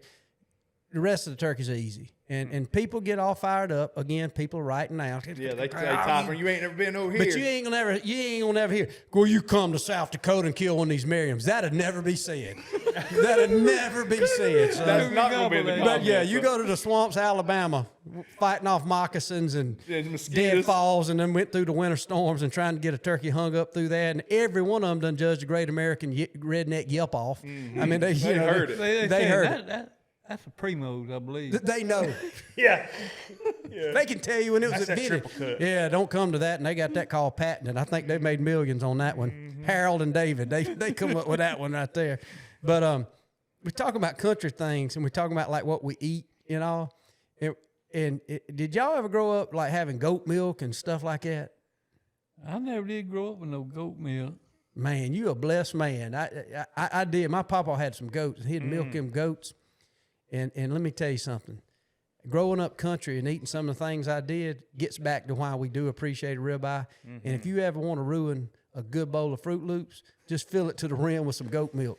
There ain't nothing that smells. It's got a tinge to it. Well, it kind of tastes like it smells. If you like goat milk or goat cheese, you ain't never been where goats live. It make a Kraft single, one of them Kraft Velveeta slices, whatever, man, like you just want to rub on your face after you eat some goat cheese. Did you know that's really just oil? It ain't cheese. It don't even say cheese. The cheese is not Kraft an ingredient. single.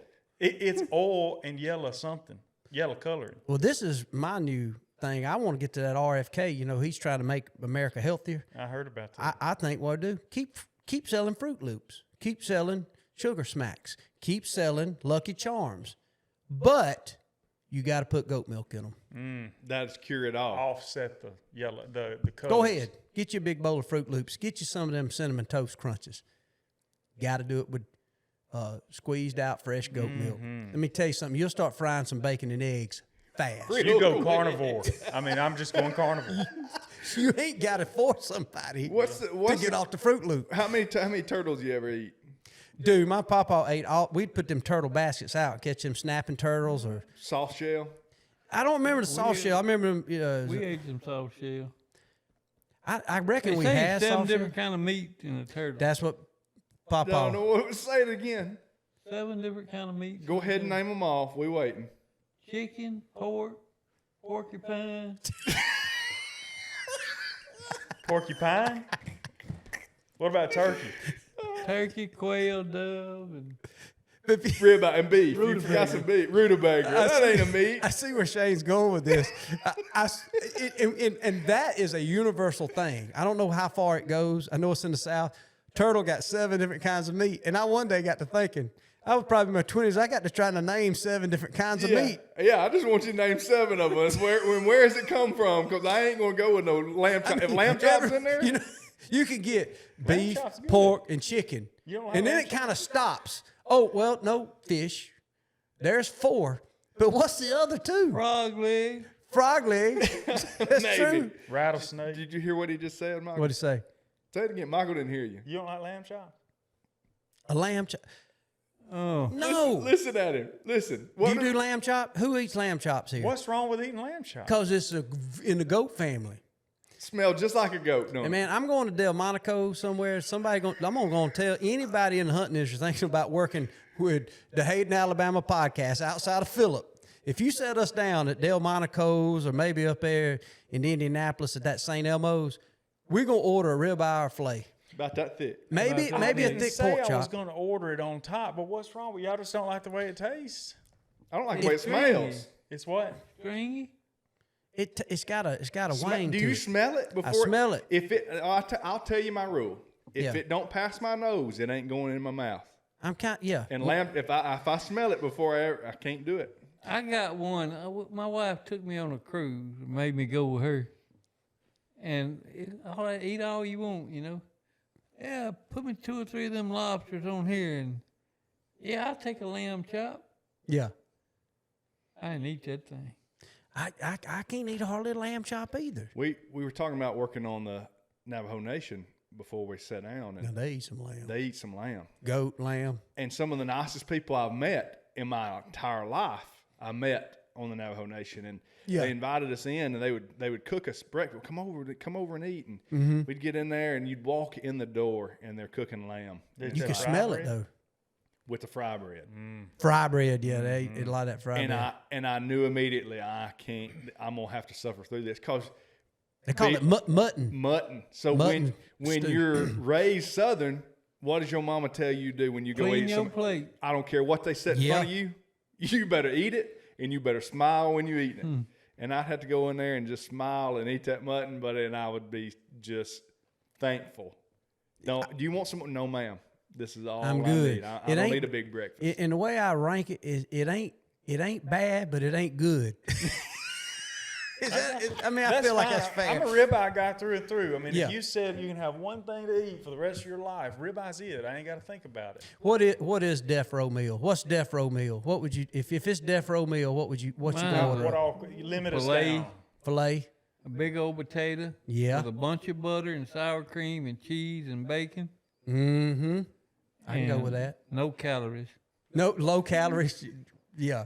What you drinking dessert? Sweet tea, Diet Dr. boy. Pepper. Dr. Pepper. He's a Dr. Pepper. Oh. I got a buddy of mine, and you can tell by his physique, he's into Dr. Pepper, but not the diet. He likes to let it, son. That's what he said. I always say I didn't get this girlish figure from being picky. Exactly. What's your dessert, Blink? Piece of cheesecake. I never thought that. He done admitted it on the way down here. What's yours, Philip? What's your death row meal? Ribeye, Ribeye steak. king cut, fatty. About an inch. I'm an inch and a quarter, and I want it to be fatty. I like it. I love that marble. And I like a baked potato, but my second favorite thing on this planet that God gave us is French fries. Oh man, Yeah. but they got to be cooked right. I want them crispy. French got and I that want 'em right. thicker. Not steak fries, Yeah. but you know, a thicker You ever square. fried them down with onions in them? Can I tell my meal? I'm just asking. I wish you would. He's got to have the. He's got to be the center of attention. I'm gonna start typing a negative comment right now myself. He can't have anybody else talk about anything without him being part of it. Just let me know when I can start talking again. So French fries and ribeye steak. Is it my turn now?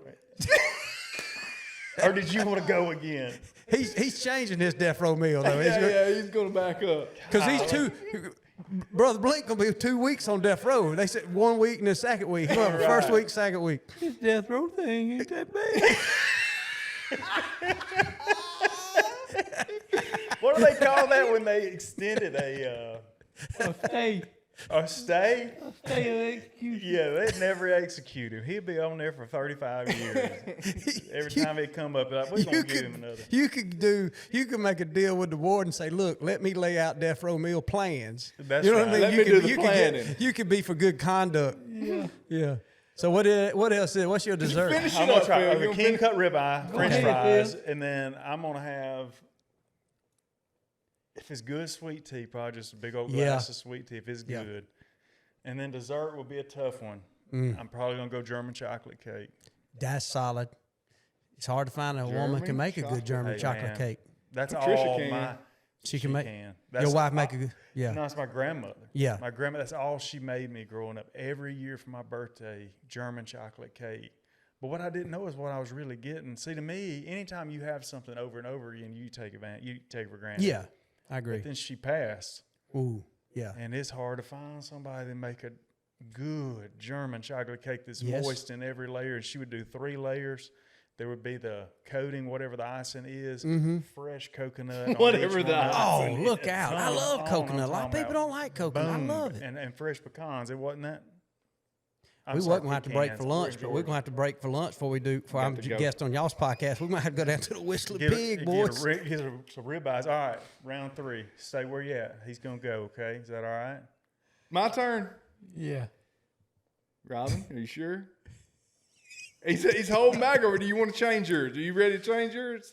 I'll be thinking about mine. Hey, y'all ain't got, and by the way, y'all ain't got to make comments. We just wearing him out. We do this all the time. We're not I being love ugly. it. This That's is what I just like about y'all's That's how show, I know man. they love me. That's right. That's right. Yeah, You don't we get didn't picked pick on a on little him. bit, you ain't loved. I No. tell my friends all the time, like, man, if we ain't picking on you, be concerned. We probably That's don't like when you you. need Yeah, we don't like you. We don't like you. Yeah, if we ain't giving you a hard time, it's probably you better need to find another friend group. Oh, That's yeah. exactly Ain't right. in this one. You're out of this one. You may not know it. Yeah. Go ahead. I mean, y'all done All right, said Shane. ribeye is the go-to, but it's got to be cooked right. Ooh. Got Yeah. to be cooked right. I can't have no well done. Medium or chewy. rare to. Medium is about where I want it. Me too. I like. Yeah, I'm with you. I'm sorry. I didn't. No, wanna- you Look no, at you're him. not. We're going to get off. Micromanage. I'm micromanaging your death row meal over here. It's his podcast. It's He's your thinking, podcast, brother. You can not interrupt. Sorry, I'm getting excited. Oh, fat boy over here getting excited, man. Talk about them ribeyes, boy. Golly. Can I say something on my podcast? It's my podcast. What your side's gonna be? Come on, Shane. What's your side? If I'm gonna have a side, it's gonna be a fresh salad wedge. Ooh, I love a wedge. little bacon. A little bacon on there, a little chopped half and half cherry tomatoes, red onions on there. Blue cheese or ranch? I want both. I want the blue cheese crumbles with the ranch dressing. I don't want no dressing. Just A tomato, naked salad. salt and pepper. Hey, Robin, I wasn't through on my other side. He's got drink and dessert, and then you can go again.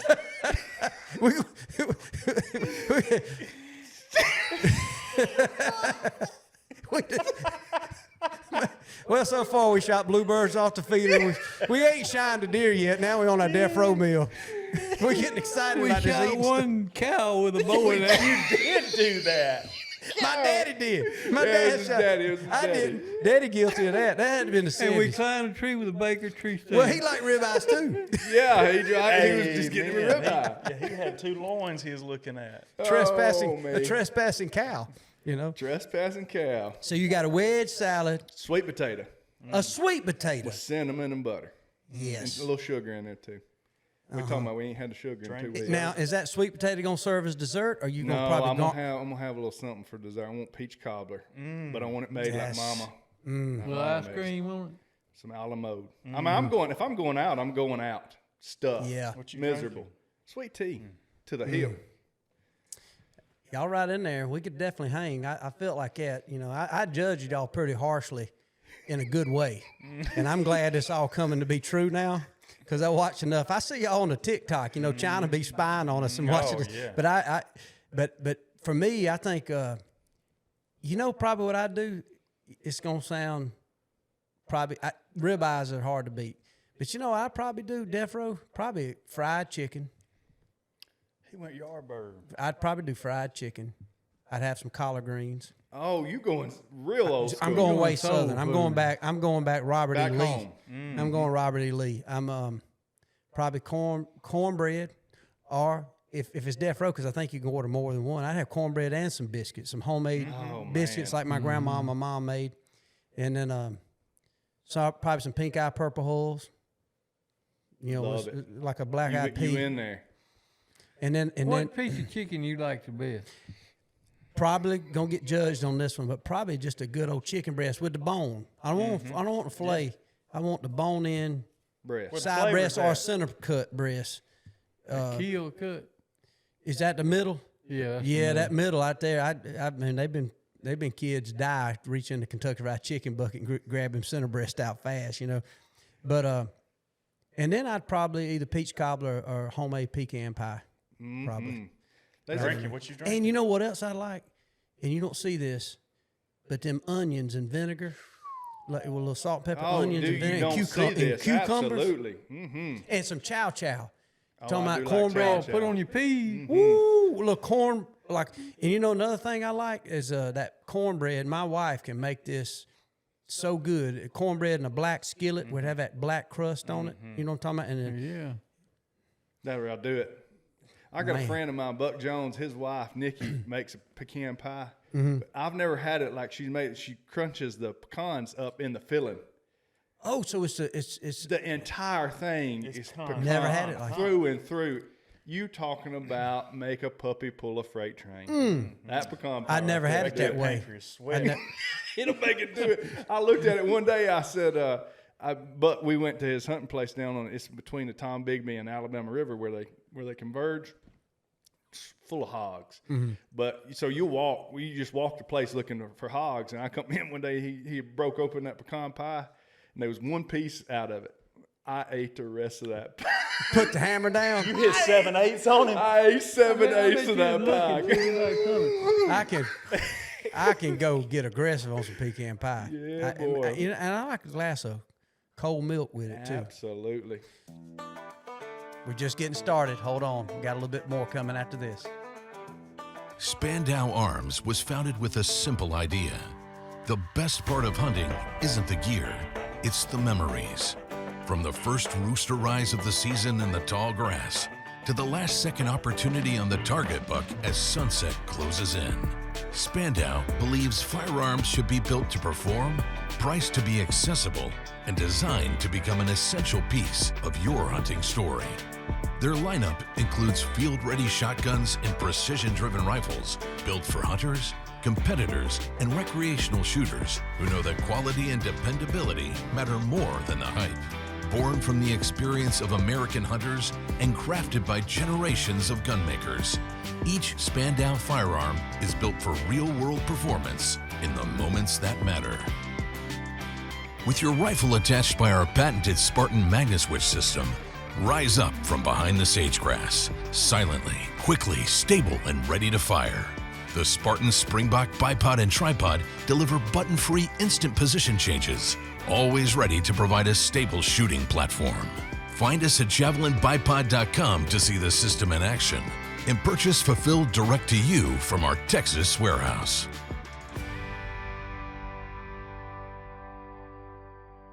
Michael, I want to tell you one thing. If I can talk now, I'm good with it. It's Michael's show. I mean, you have to ask. You have to ask him.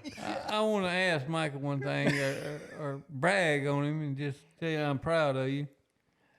I saw something on TikTok or Instagram or Facebook or something. You were talking about let's quit doing all this judging, Yeah. and just have fun hunting. Right. I want to get on that bandwagon. Man, that's a good I feel like the industry needs more of that.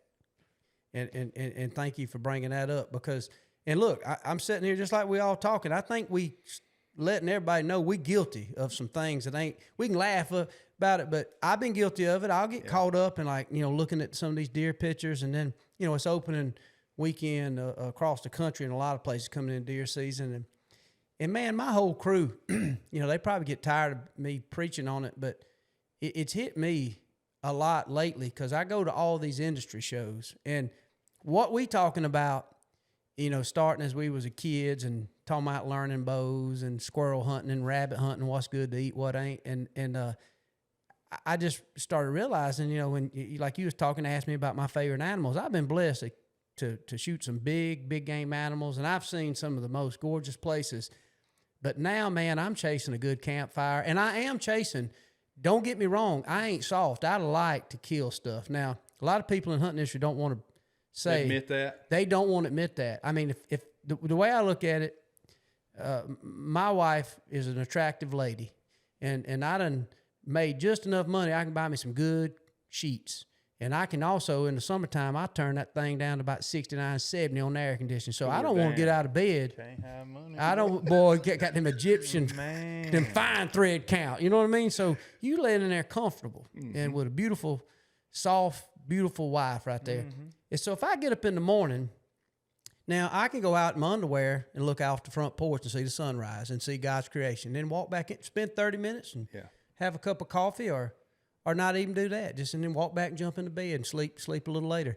But if I get up and go hunting, or y'all go hunt with me, I ain't gonna garhole you. I ain't gonna put you in. If I put you in the stand, I ain't just wanting you to see a squirrel. I'm like, I want to put you on one. I want you to get a shot. And so I do want to celebrate success, but I realize that sometimes you can get more anxious, and it takes the fun out of just trying to figure out how big, what's he going to score. And at the end of the day, I mean, ain't none of these deer ever, I mean, I look at them and I'm proud of them and I certainly respect them, but I don't do much else with them. And I notice friends y'all come and they look at my trophies. They don't judge me any different. Say, I thought he was all right. Now I know he is because he's killed a 170. I don't think people look at. That's not the determining factor. That ain't the determining factor. But a lot of people hadn't realized that. They think, well, if I can kill this 200, I can beat somebody. But Man. aren't we all just trying to scratch that itch that we talked about earlier? So.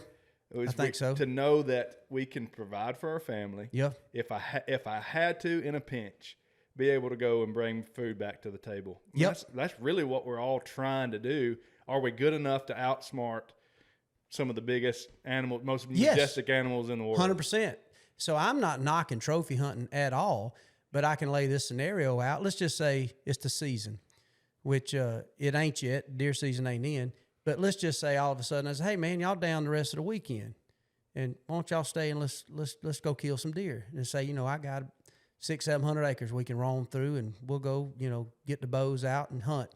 If I said, if right before we went out and I said, hey, now look, Shane, now look, you might see this deer. Do not shoot. Do not, dude. You're not coming back. My wife ain't gonna feed you that pecan pie if you shoot this deer. Yeah, you ain't taking that with you. You out. Yeah. We're gonna get you a flight back, to Hayden. Right then. Yeah, right then. You going back home. But if I said, hey guys, I got a bunch of does we need to kill, and we got some good bucks. It's like, well, what you want us to do? I said, just have fun. We're gonna probably. We're going to plan on eating a big breakfast around 11 o'clock. And it's cold enough. We'll probably get a fire pit going. If you want a cold natty light, we got some of them. We got some sweet tea. We even got a cigar. If you want to sit around, have you a cigar, and we can talk about it. And her brother Blink's going to make a big bowl of his famous deer chili. But go shoot what you want. Like, well, now what do you want me to shoot? Like, what you like? Anxiety drops. It's amazing how fun you already see that weekend going to be. Oh, yeah. nothing wrong with it. Nothing wrong with saying, hey, I got this 3.5-year-old 10-pointer. I'd rather not shoot. And especially, y'all experienced hunters, and you say, well, I've shot a lot of, solid 6-pointers or whatever it is, spikes. So you ain't yearning for that. And you maybe you get a chance to hunt my farm, and I can show you, well, here's something that's out there. More than likely, you're going to say, well, I might as well wait on this big one. Or I'll pop this doe right here. Michael said you want to kill 30 does off this place. I've noticed the anxiety goes down with my friends and family when we do that.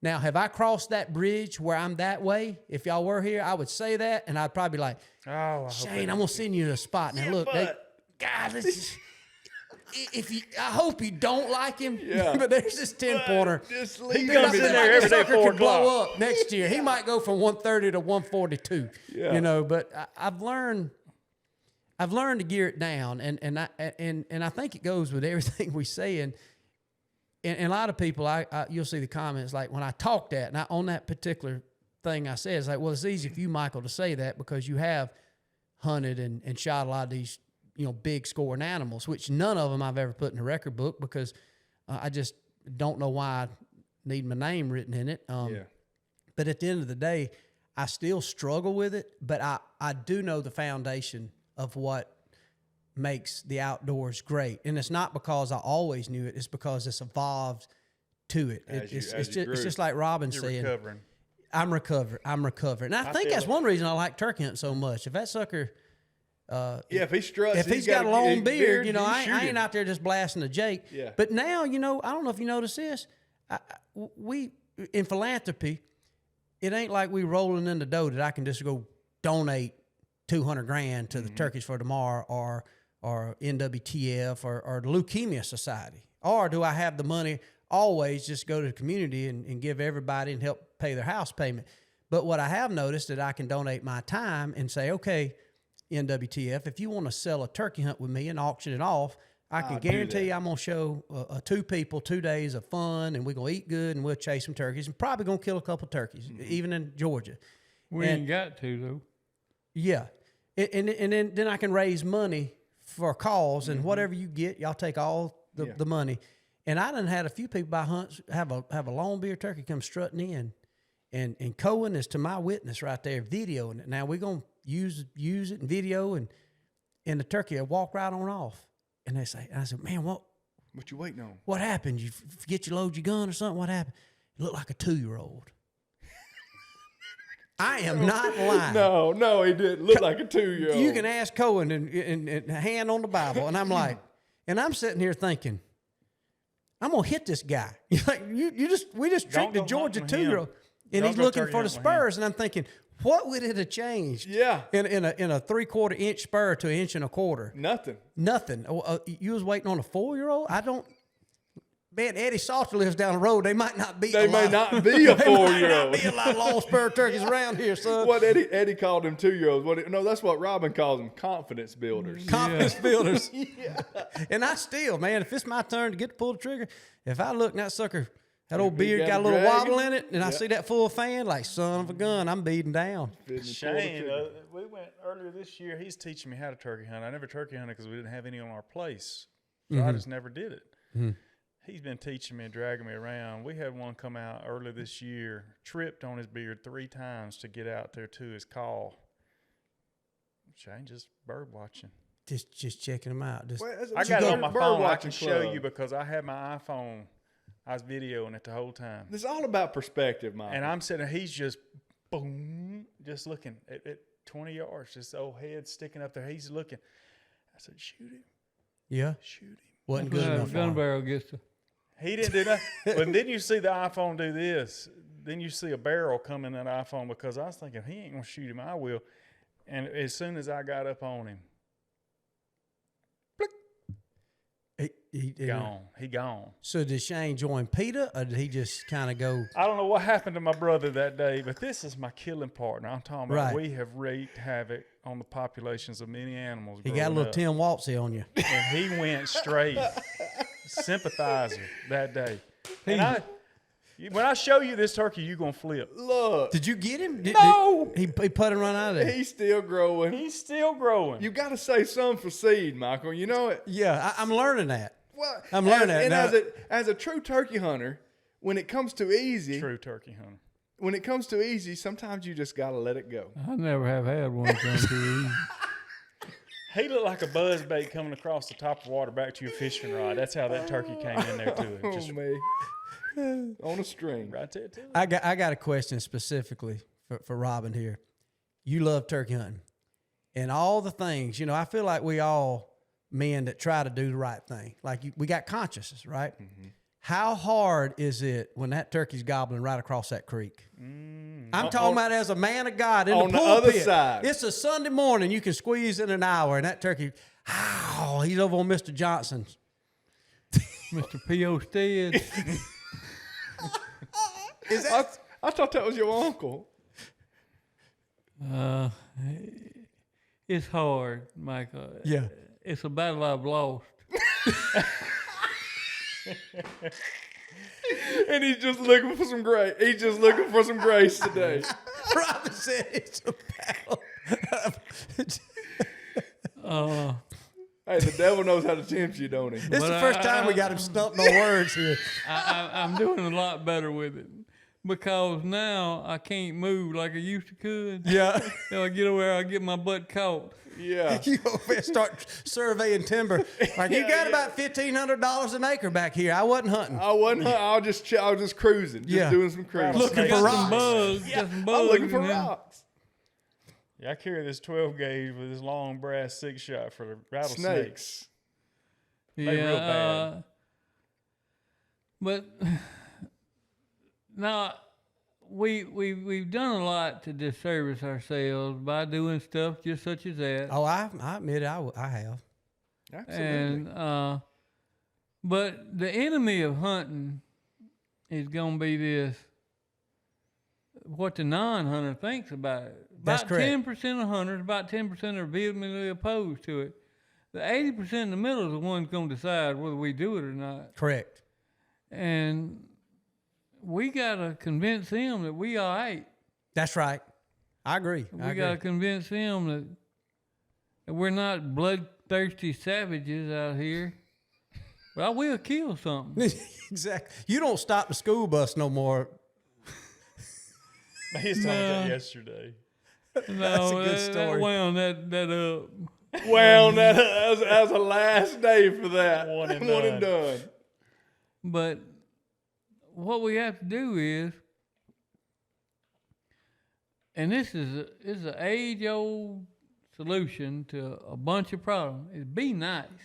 That's right. Be nice and kind. I agree with that. Be a little considerate.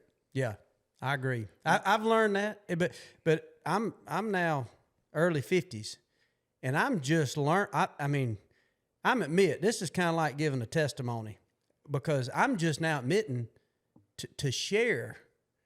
I mean, I was a guy, and I don't know if you can relate to this. I was a guy to go scout for turkeys. Now I got kids.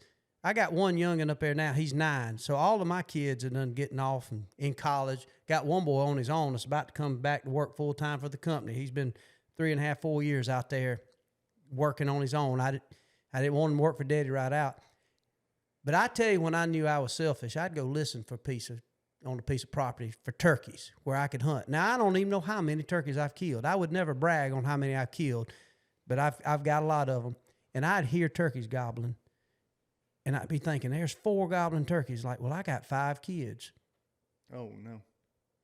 Just hunt them all yourself. Exactly. And I'd be like, when I'm going back telling my wife and children how many, how many did you hear? Like, I don't think we got them this year. I thought I heard one way off over there. Yeah. And on that I little thought, narrow strip of posted land. what? And I got to thinking, I'm such a selfish guy, and I've learned to do better. Mm-hmm. And so I realize somebody's listening that maybe they ain't shot their fill of turkeys. I don't know that any of us here will get our fill. I mean, here, me and Brother Blink sitting here talking.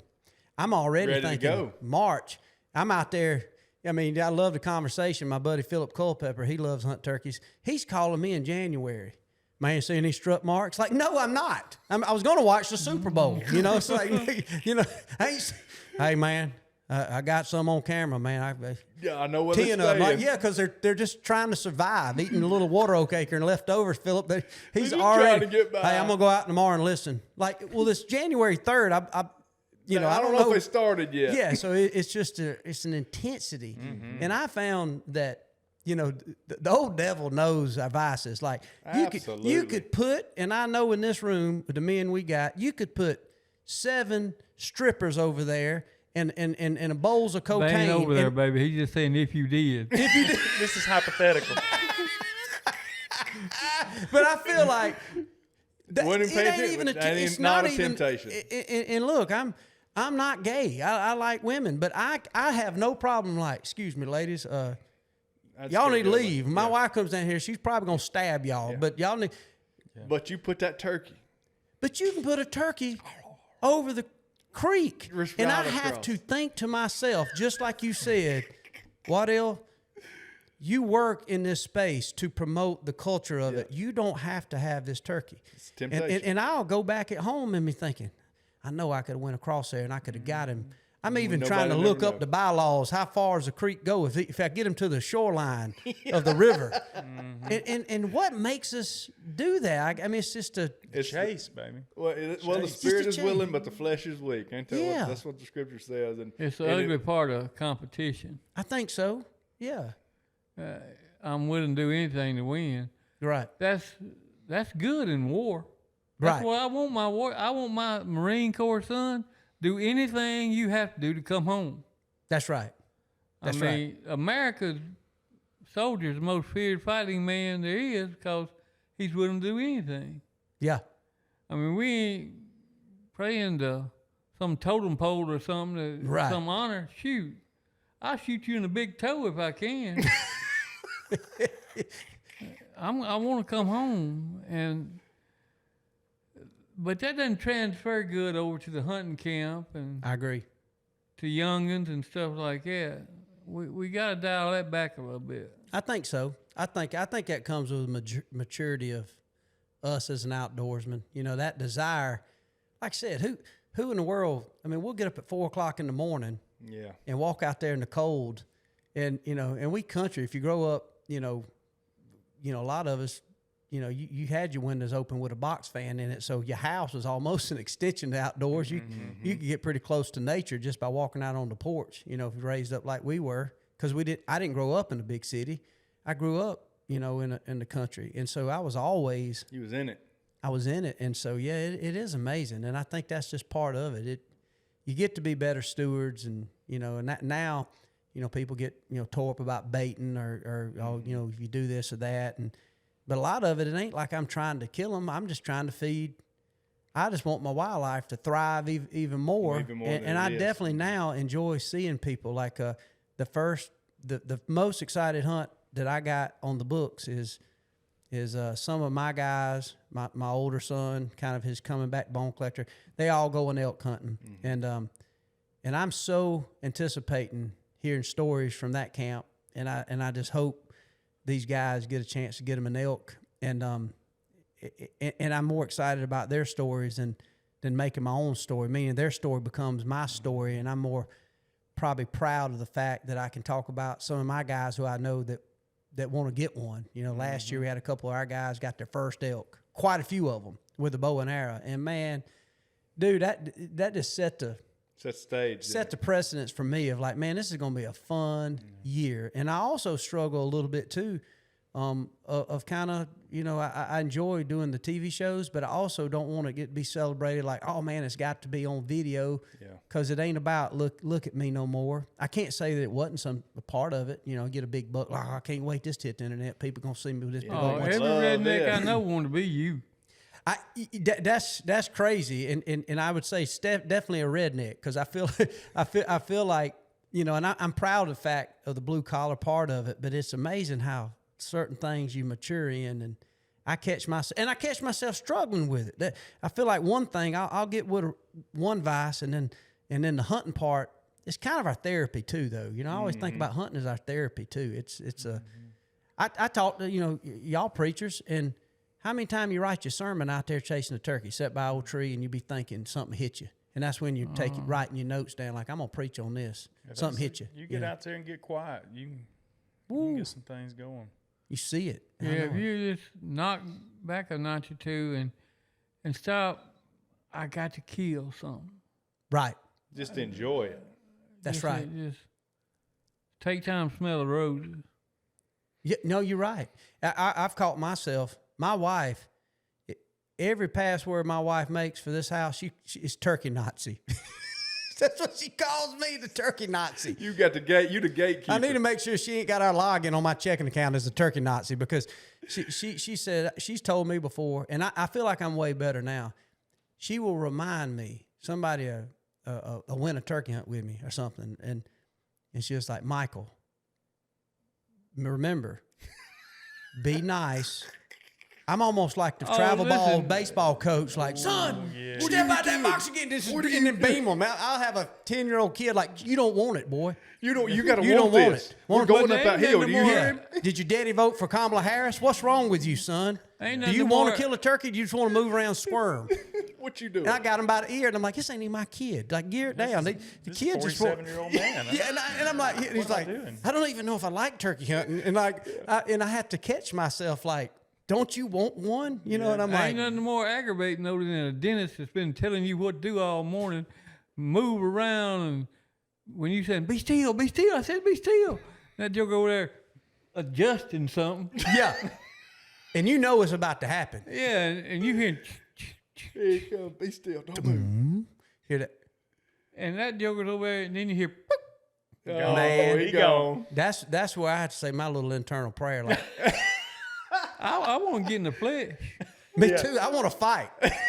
Because I'm realizing this turkey ain't Al Qaeda, but it feels like it. Yeah, it feels like You just let the enemy get away, and they ain't an enemy. I love them. I don't know. It's weird. But I about had to quit guiding because of that. Yeah, I still do, but I've had to learn to be better at it. I mean, because in my mind, I've tried to. It ain't a football game. It is a game. It's a manipulation. You're trying to trick them, but it's okay to come home without one. But that competitive drive in me, you know, and then too, you get to the point where it's thinking, man, I can't not. I mean, I want this youngin' to go home, or his dad, or whoever it is. I don't. If and it's be happy. You know, be happy. And I also, maybe it's a prideful thing. I want them to say, well, how'd your hunt go with Michael? Like, oh, we didn't get one. Well, that's okay, but it don't feel okay to me. Yeah. Because it's like, man, I'm supposed to. That's like going to, in my opinion, it's like going to throw a football with some Peyton Manning and then and- like, how was it? Like, he never threw me a pass. I don't know. I don't know. He never picked up a football. He didn't really call much. He just wanted to sit around and eat chili and talk with his buddies at Hayden Alabama Podcast. He didn't really. We didn't hunt a lot. We didn't do much. I'm out there now. I've got Went out people like, once. hey, Michael, thank you for the potted meat, but can we go back to your house for a little while? I'd like to hang with your wife and drink some of that sweet tea. Yeah. You don't want it, do you, You son? don't want it. I don't know, man. Listen, I got asked not to come to any of my daughter's softball games. Listen, you got to go. You can't come back. She was fast. Uh-huh. I mean, she's got a doctor in pharmacy now, but she was fast, and she'd hit that ball, and it looked like she wasn't running hard. I say, unhook your trailer and take your emergency brake off and run. And I just made a rear end out of myself up there. I was very proud of her and everything else. And it's just not good to go back home with that girl's mama Right. Oh, no. after you showed out up there at that field. And that's the same thing. You get over too deep into that competitiveness, and it just brings out the worst in us sometimes. It does. And at the end of the day, it don't matter, but it feels like it does like it in the heat of gotta it. And get I to think the a end lot of of the it day for it does not to come matter, too though. with that experience. You know, you're talking about how we like to turkey hunt. I can frolic around and goof around, but there's that moment, a turkey gobble. And I done heard a turkey gobble or two, but and then I'm like, and then all of a sudden he's a little closer, and I'm looking over. Could be this lawyer, could be this guy that works for the network, or it could be a partner that spends money with me, and they're over there like, hey man, you think so? Like, shut up, Shut your mouth. like this is, and because I know this is Get it. your face Eddie's mask done on. This is said it. the This, game this is ain't, on. This ain't just hearing a turkey gobble on roost. This turkey is coming. I'm like, He wanna listen, take a ride this and is pick your up chance. That's exactly you right. screw this up. All this that we are doing is right now in the next 15 to 20 minutes. I'm telling you, Pay attention. this is the Eddie Salter moment. This turkey, you about to see a snow-capped head. He's going to be coming. Listen. And they're like, dude, this is cool, man. This is the greatest I'm thing like, ever. Man, if you don't sit still, I mean, All I'm right, about to do go it Bruce now. Lee Say it on one you, more man. time. He doing this. Yeah. Oh, yeah. Let that bug bite you. It's just a mosquito. It won't hurt. That quits hurting. Gotta That rattlesnake sacrifice. ain't going to bother you. He ain't going to hurt you. Just let him gonna come crawl on. through. Let him crawl through. Don't flinch. Don't pay attention to the snake. It's just a snake. Them fire ants, they will not kill you. Don't itch right now. Pain is temporary. I'll give you some Benadryl and put some rubbing alcohol in them suckers in a minute. I hate to tell this. Oh, Tell it. my- I want it. no. Uh-oh. Is But your we Raisin's hands? was on a Here you go. we was on the little edge of a deer plot, and he was hammering. Yeah. I was going, and it'd take him to tell it, but my oldest son, Jake, who's a doctor now, I was going to cut a greenbrier. I had a little case pocket knife, and I stabbed him in the leg just a little bit. Just a little bit. Trying to cut the briar. Yeah. He's over there, oh, daddy. Shut up, boy. Be still. It's just a Go on flesh home, wound. your papa, if you going to bleed. It's just blood. I said, it won't hurt when it quit hurting. Rub a little dirt on it. Daddy. He went to school. I got a picture of him somewhere. There's a big old bandage on his. Cut his quad in half. Needed Cut his stitches. leg off over there. Did you kill the turkey? Yeah, we killed turkey. Made He it all didn't. worth it. He didn't get to shoot that morning, but Yeah, he was too busy holding the hemorrhage. he was applying direct pressure and a tourniquet. Pulled Kyle, the turn femur it artery. around. Let me shoot it. Man. This guy here. That's something come on TK and Mike videos. You Oh, I love TK and Mike. Mike swallowed the turkey call. TK's over back Yeah. smacking him on the Man, back. them guys are awesome, dude. I love TK and So Mike. funny, man. God, it's so funny, man. I tell you what, it is amazing how it gets in your blood, and I go with a lot of people that it ain't in their blood like it is mine, and I've learned to kind of, what's that saying? You kind of meet somebody where they're at. Yeah. And I've gotten better at that, but I wasn't so good. You know, When you I'd first catch started? myself. I would want to hunt with guys that had the same mentality. You know, where You're here to kill. yeah, I'm there to get one, you know, and you hear all this, you know, you got to kill a turkey this way or that way. And if you use a decoy, then this, that, and this. And I never looked at it that way. I was always, you know, I'd hear turkeys gobble and I think, okay, on this piece of ground that I got permission to hunt, you know, we're probably going to take 2 off this property. And then my farm, I'm like, man, I might take 2 or 3 off my place. And so my year, I'd already predetermined about how many I would kill. And then obviously you had your legal limits. And so all of them wouldn't be mine. But that's why I never got into how you did it, whether if somebody wants to set in a blind or put decoys, if they want to take a fan and show it to. I never really got into that because I never thought, well, I'm not going to be the gauge on how somebody got to get him. I already knew in my mind, well, I'm only going to take this amount of turkeys. And so I don't know, when it got down to it, I have just I just got to the point now to where I don't know, man. I've learned to kind of figure out what somebody wants and say, hey, man, how do you want to go about this? You know, Michael, what do you want from what it? happened? It took over 50 years, but we finally grew up a little bit. I think so. Man children. That's what I feel like I was, a man child. You know, I don't know, man. Ain't nothing better though. I'm so glad we got into it. Who got you into hunting? Who got y'all into hunting? Funny thing for me, my dad was a football coach. He didn't like it, but I had some uncles that would carry me and a grandpa that would carry me, and it was just in me. Yeah, I just loved it. natural. Yeah. But I didn't have much success until I met my father-in-law. Mm-hmm. And Larry Ladd has taken a school bus couldn't haul the youngins that they killed their first deer and turkey with Larry Ladd. I mean, he just loves to take youngins. Yeah. He's such an ambassador for the sport. Mm-hmm. And I owe a lot to him. So he really He showed me how. I did a lot of hunting. I didn't do much killing before I met him. That's right. How much killing before a lot of hunting. Yeah. Grunt was the one that taught you how to kill, not just waste time. Yeah. Well, it's funny too. He hunts like he's hungry. Yeah. Yeah, hey, that's the way you do it. If you're gonna kill something, hunt like you hungry. That's what you're talking about, wanting it. You gotta want it. You got to want it. I hunt. I tell our guys, like, man, we go in here, let's hunt like we're trespassing. We got to let's get it done, get out. You don't call much. Yeah, I think that's how I got good enough trying to get good at turkey calling. So the neighbor didn't know it was me.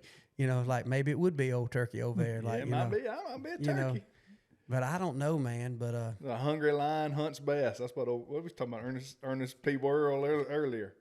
The moral of the story is too. I've always thought, and I think it was maybe Eddie that said this. I don't think you can get real good at something about being a little bit bad at it to start with. It's almost like even talking about the gospel. It's almost like, well, you really can't. You really don't know what it's like to not have alcohol rule your life unless you drink a lot, and maybe it ruins some things in your life.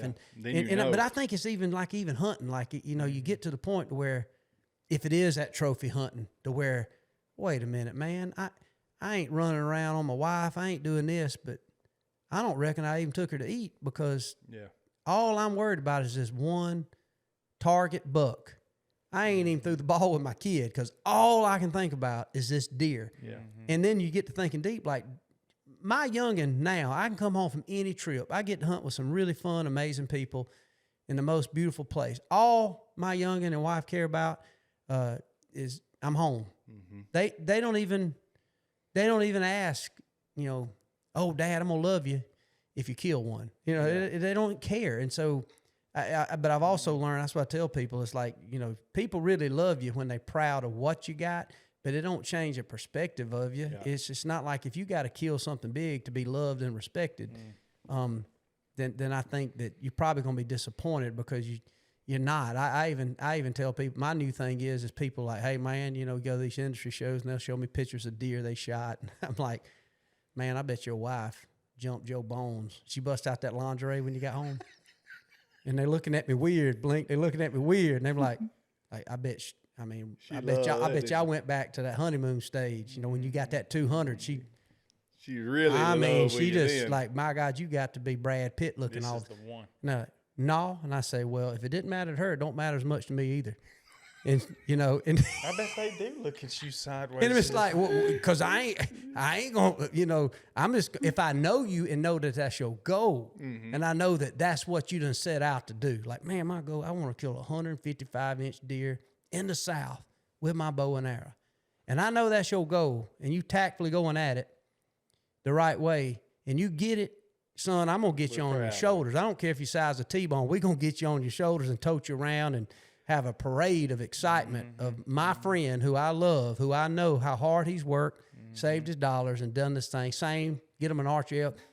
But if you're doing it just because all of a sudden you're going to be above somebody, then I don't think it works. And I think the industry has gotten chock full of that. And it's a kind of a beat your chest, kind of weird place. It's like a sword fight. Yep. Like people walking around these shows with the tallowackers out, like, who's got the biggest? I'm like, man, what are you? Some bank walkers. Yeah, the bank walker. Hey, wait a minute. Have you ever heard that phrase? I have heard the bank walker. Are you a skinny dipper or are you a bank walker? We for 0 for 2. Neither Shane nor I had heard. We ain't got to describe it. I heard about the bank walker. We ain't got to describe it. Just leave it at that. The ones that know are already commenting. They already bank walkers.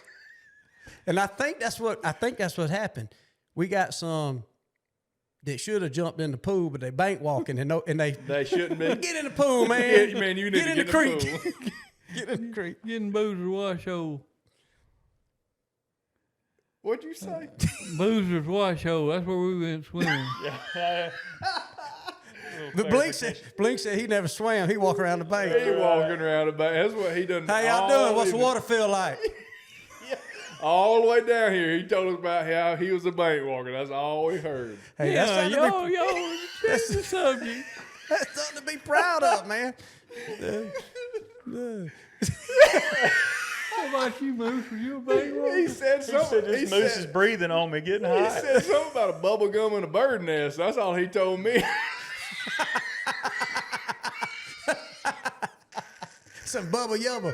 Now you gotta remember, I ain't edited Is this it podcast. You gotta remember that. Family show. This is different. Oh, man. I love it, man. We probably done caused people to swerve. Either got to laughing or mad at us. They riding around the road listening to this or watching. I Man, hope it's brought a little bit of joy to somebody. I will say this, talking about people, puffing themselves up. On the day that matters most to me, I know the good Lord's going to look at me and say, boy, you crossed that line a bunch of times. Yeah. You did a lot wrong, but I still love you. Mm. I gave my son for you. That's exactly right. That really is it.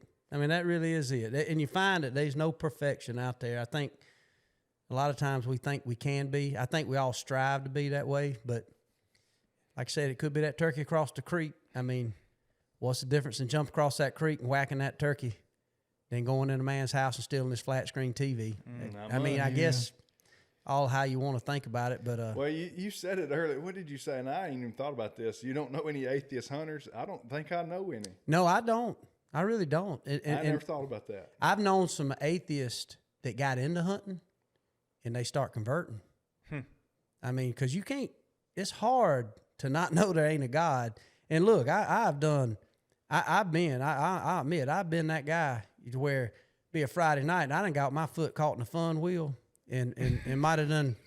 I'm talking about, matter of fact, I'm like, your son have been stabbed. I mean, I'm like, ow, I'm limping into the woods. Like, oh, Milwaukee's best. I got to buy a better beer. This thing make your head hurt or something like. Maybe the water they put that Milwaukee's best ain't the best, and be sitting there and then it start cracking daylight, and I'm thinking, man, you start then that's where the conviction hits, and I realize that you hoping that old buck come cruising by his stand, but he's like, man, you start getting right a little bit, and so I won't do it next weekend. Just let him come on by. Let them come on in. Yeah, like not only am I not going to drink the Milwaukee's best, but if it be your will, let this old buck materialize out here, and it is amazing. And a little bit of changing gears because you guys, obviously, I mean this. I ain't blowing smoke up y'all's butt. When I heard y'all shows and the conversations, I was like, man, them feel like kin people. I feel like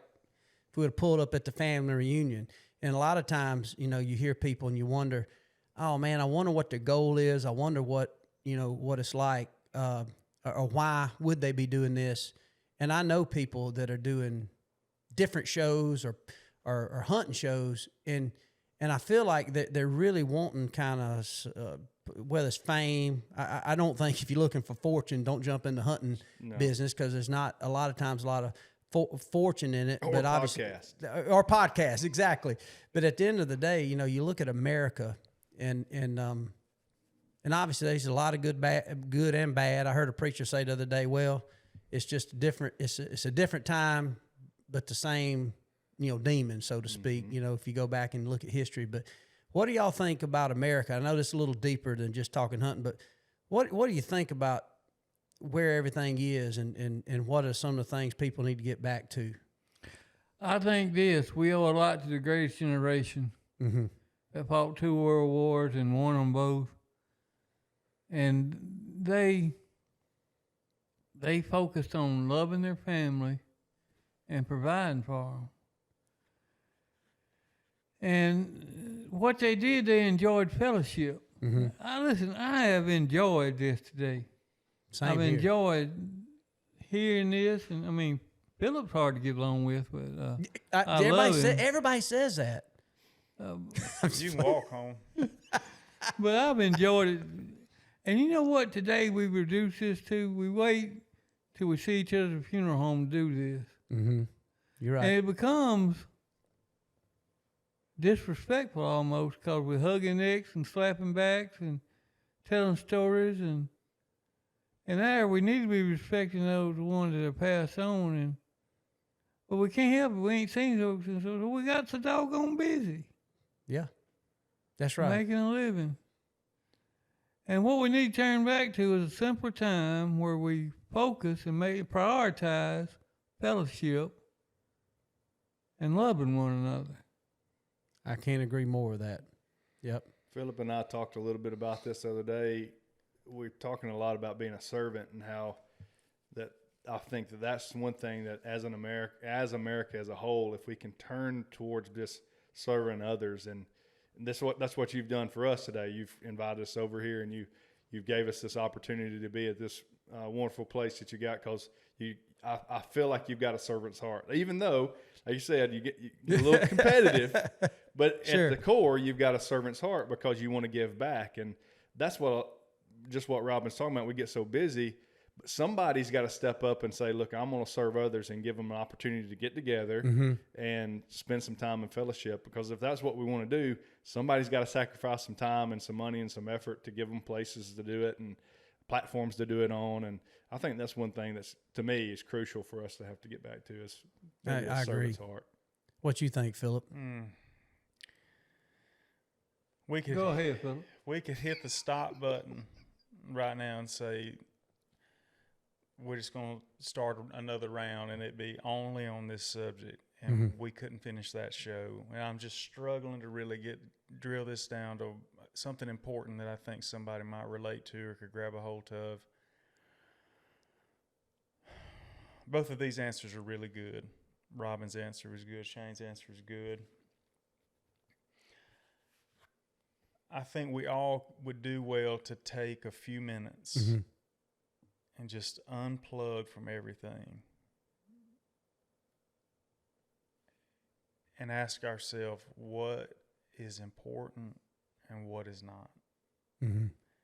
Without any influence. I'm talking about just between you and God, you and your soul, what is really important.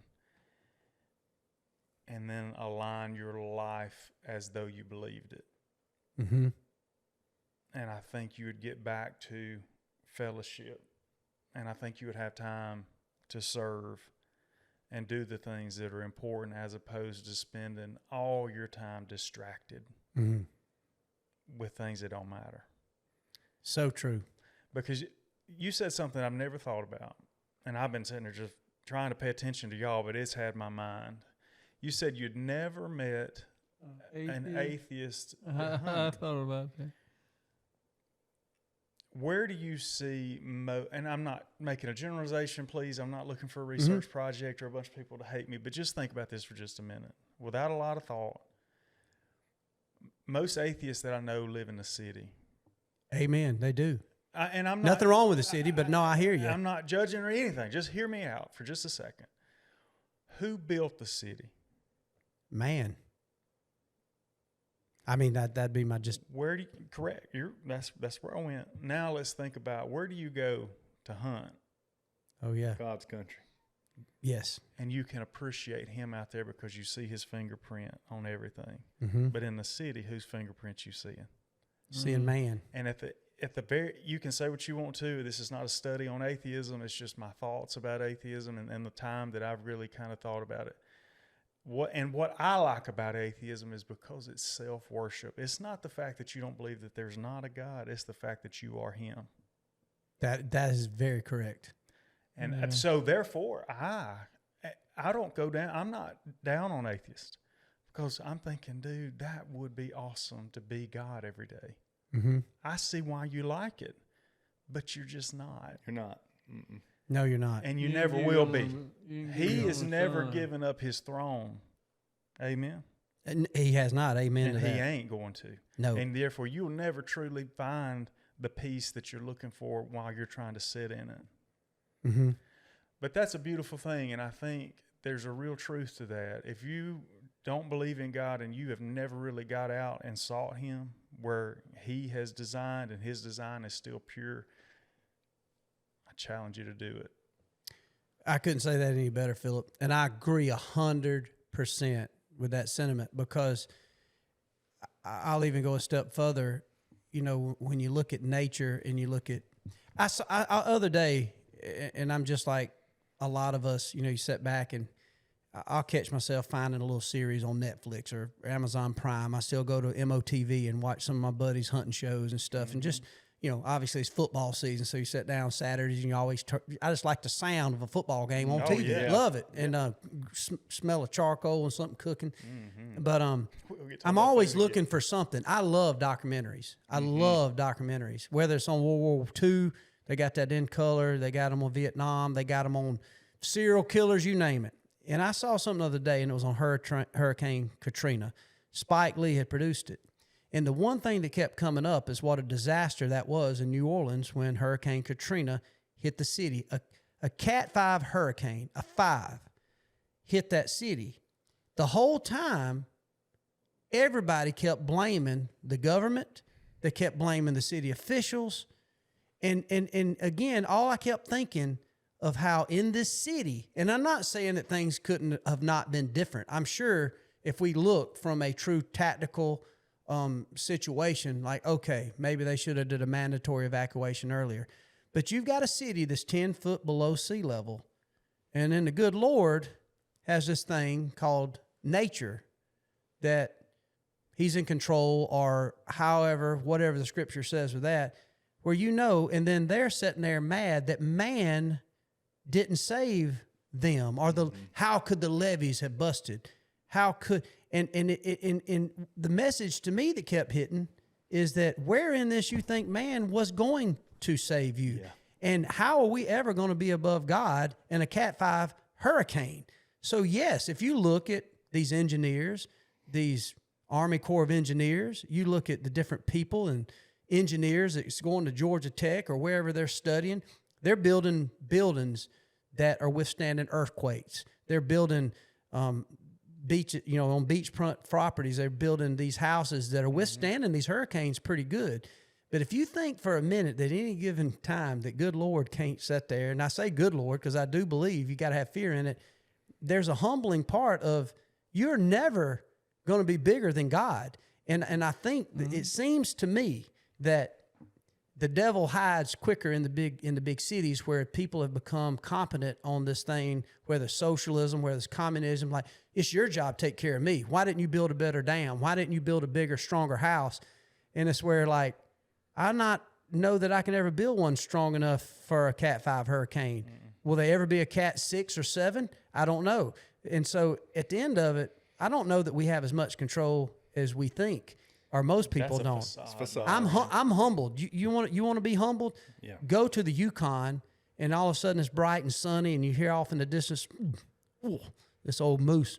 Like, ooh boy, we're gonna get this sucker. Let's go. And you fire it up, son. You make him ramen noodles, a fresh brewed coffee, and you think we're going to have some moose. And then all of a sudden you up there, you done hiked off in there on top of a mountain, and you decided to leave all your rain gear back at the house because, man, you ready. Well, I mean, we Alabama, Georgia boys, first time Yukon. And all of a sudden, here comes a storm blowing in. It starts raining. Next thing is sleeting. Next thing is snowing. Hurricane force winds out there in the middle of nowhere.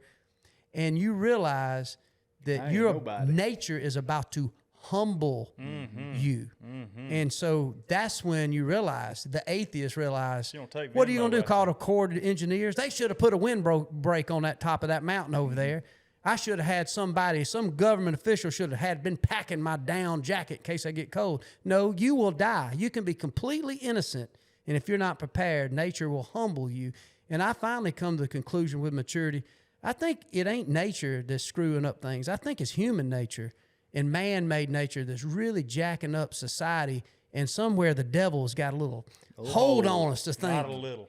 A lot. but it breeds the biggest in the big cities. I'm not knocking big cities. I'm just saying you can't see it. You can't be still and know there's God when you're sitting around looking at these amazing man-made achievements, and you're sitting there and there's horns blowing, you're on your phone, and whatever hits you, you're not seeing it as a force of God. You're looking at it as a force of nature, as a conspiracy. It's not a conspiracy. It's weather. It's nature. And so I'm just reminded about that a lot when I hunt. That That's because you take it a step farther, Michael, and you think about what you just said. What's the greatest battle we're all going to face one day? It's death. Yeah. And no matter where you're at, whether you're in a city or out, but when you're out there by yourself, that picture can be painted very quickly. Yes. Man, it's the only thing standing between me and the Lord right now is His grace or His mercy, right? This big moose or this big grizzly bear or just nature in itself, and the only one that we know of that has ever conquered that, Jesus Christ Himself. So as a man, as an individual, when you face that, when you look at that face to face, you've got to come to terms with some things. Either there's a God that's going to carry me through this, or this is the end of me. True. And I tend to believe what the Scripture says is that there's not hope just in this life, but we can hope in the life eternal through Jesus Christ. And that's powerful when you can just finally accept that and say, yeah, I'm not in control. That's right. And it's kind of helped me a lot. And it's like, I don't fear death like maybe I once did. You know, I don't want to. I'm definitely like Brother Blink here. I'm afraid of missing out on a campfire. Yeah. I'm afraid of seeing my youngin' if he hits a good ball in baseball, and I'm afraid of that fried chicken my wife is gonna cook, and if I ain't here to get it. Yeah. But at the end of the day, you know, Tucker Carlson even was talking about, you know, he's interviewed. We had him on the show, and he was talking about some of these figures that he sat down and had conversations with. I mean, really uncovering behind the scenes of some of the stuff that could literally get him killed. And I asked him, I was like, man, are you afraid of, I mean, literally you could get assassinated with the cans you're opening. And without hesitation, no, I'm not afraid at all. He said, I'm 56. I've lived a good life. He said, I know there's a God. He said, and I feel like it's my purpose to serve, to get to the bottom of some of these conversations and help people see the truth. And I thought it was one of the strongest things he had said. And I feel like, obviously, he's a big outdoorsman too, that you just see things in a different perspective. I'm not looking forward to death, but I can honestly say I'm not afraid of it because I have faith in where I'm going, and I have faith of what I've seen and what has been kind of that I've shared upon me by just the feeling, sitting on them mountains, sitting on a gobbling turkey in the middle of Alabama somewhere, or Georgia, and I don't know, man. I just feel like that the outdoors, just like you said, Robin, we sitting here focused on the big buck, and we missing the biggest part about it. Now, get back to the old worn out saying the icing on the cake is the tag field. I believe that. But the biggest takeaway is just, I don't know, is just that, the big picture of what just a grain of sand we are. Yeah. We might not be as big as a grain of sand if you look at it. We ain't nobody. We mighty small. We're tiny, ain't we? Yeah, real small. I'll say this, what you're talking about, you're dancing around. I'm going to give you a word, and you see if it's what you're talking about. Mm-hmm. You're trying to discover what is this part, what is this element that we're really striving for, that we're trying to grab a hold of, and I call it the experience. The experience. That is what I'm looking for. Every day I'm looking for a couple of things. Number one, God's peace. It's irreplaceable. Yep. I got to have it. Like, it's my drug. I've got to have peace with God every day. Mm-hmm. And He can only give that. That's right. Only God can give you peace and joy, and I love both of them. Mm-hmm. Joy is not happiness. You can have joy when you're different, and when your heart's broken, you can still have joy. So it's different. Peace, joy, and I want to experience. It's to me, that's more than money. To me, that's more than all the bones. It's like today. The experience started at 4:30 with me going there seeing Blink, sitting in the chair, waiting to go. Ready to go. I said, grab the bag, let's go. Let's get in the truck. And then we get over there, and here comes Shane to the truck. And we get in the truck, and we laugh and talk all the way over here until he goes to sleep. And then we get here, you welcome us like you've known us your entire life. And we get in here and fellowship together and love on one another and laugh and brag on God about what He's done in His life. The experience is what I long for it. But we get caught up, like you said, if you're not careful, you'll let one little aspect of the experience ruin the whole thing. Yep. And that's what we got to be careful Amen about. to that. Amen to that. And I agree so 100%. I'm careful sometimes how I get the place to share it because I know if you've ever seen anything we've done, you know, and I'm sitting here and almost feel weird even saying these type things when I look at some of these animals, and you guys are hunters, and I'm not bragging on them, but I know that I've had pieces of this, kind of been there and done that, you know, hear people say, you know, and I know there's probably sinners out there. It's like, well, that's fine. I heard Ron White talking about Tiger Woods, you know, it was a good perspective. I'm not saying it gets a little bit away from the biblical message, but it's like, are you kidding me? You know, he had, you know, this one guy who's throwing stones at him only had one girl in his life that wanted to sleep with him. You know, Tiger Woods got the whole world throwing himself at him. And so I could easily say, well, hey, guys, you know, if you listen to this, go for the experience, not necessarily for the 170. And if that experience is pure and solid and you leave away happy chasing that 170, then it's good. But if you come back and you're anxious and you're mad, next thing you know, your best friend who, as you said, Blink was sitting at 4:30 ready to go in this experience. Well, that same experience, you know, in this case was coming, hanging out with us and spending the day on our farm and hanging, and we're going to eat some good food, and still looking forward to being a guest on y'all's podcast. So we still got a lot more stories to tell. But then you get to the point to where you realize, you know, it's like, well, if you've never experienced some of this that I have, people can say, well, what else? Gear it down. But I am telling you, without a shadow of a doubt, and I can say this again, and I would say it in front of the God Almighty, my favorite thing has not been the biggest animals. It has been in the experience with my friends and people. Some of the biggest things I've shot that I approach selfishly, that I don't even catch myself paying attention to those mounts. But they could be an old 6-pointer that my daughter got. It was her first deer, you know, before a Friday night football game. And I look at that and get choked up, you know, or I can look at an elk that my dad got when he had dreamed of going elk hunting, and I took him, and I truly get choked up. And it might not be the biggest. And there's animals in here that I can think about a story of something crazy happened, and it was the experience. So, yeah, there's a tag field. And then I got thousands of where nobody in the camp got nothing, and that was just as good experience as the 170. So I don't want to be the guy who says, yeah, Waddell, yeah, listen to you've done this. You know, I'm sure, Tiger Woods, you can say, don't ever go sleeping around with a bunch of women, but you know, I ain't never even slept with a woman. I'm still yearning. And I know this is a stupid, crazy analogy in the midst of talking about the Lord, but there's some similarities. There's some similarities in desire. Stay with me. Yeah. You know, but there desire and want and chasing happiness versus joy. And I guess what you're saying, you're right. There's a difference in that happiness and joy. Happiness, if you're broke, you can rob a bank, get you $100,000, go buy you a Ferrari, and go to California. Can be happy. But what's joy? You ain't gonna have no joy. And so my joy in hunting, in God's truth, is being times like this, weekends that I get to go dove hunt with my kids, and I've had some true joy of where I've shot. You know, another crazy story. This buck here beside me, to my left, is the biggest buck I've ever shot. He's 193. Never scored him. 193 and 1/8. No, I didn't put a tape. Just eyeballing. Yeah, never scored him. I don't pay attention. We don't pay attention to the score. But I have purposely never mounted him to remind myself it don't matter. That man sounds a little stupid to some people. It don't matter. He's just laying. I don't want to disrespect this animal. It was the first farm I ever saved up. Well, I never really owned it. The bank did. I made notes on it. Yeah. But it don't matter. These are going to be a burden for my wife and children one day. I'm dead and gone. And like, what did we do? Man, how close? You know, he liked them boys at Hayden. Hey, let's give Blink 3 or 4 of his mounts. 3, 4, 5 let's get, yeah. Listen, I try to give mine away. Trent Ellis. I try to give some to him.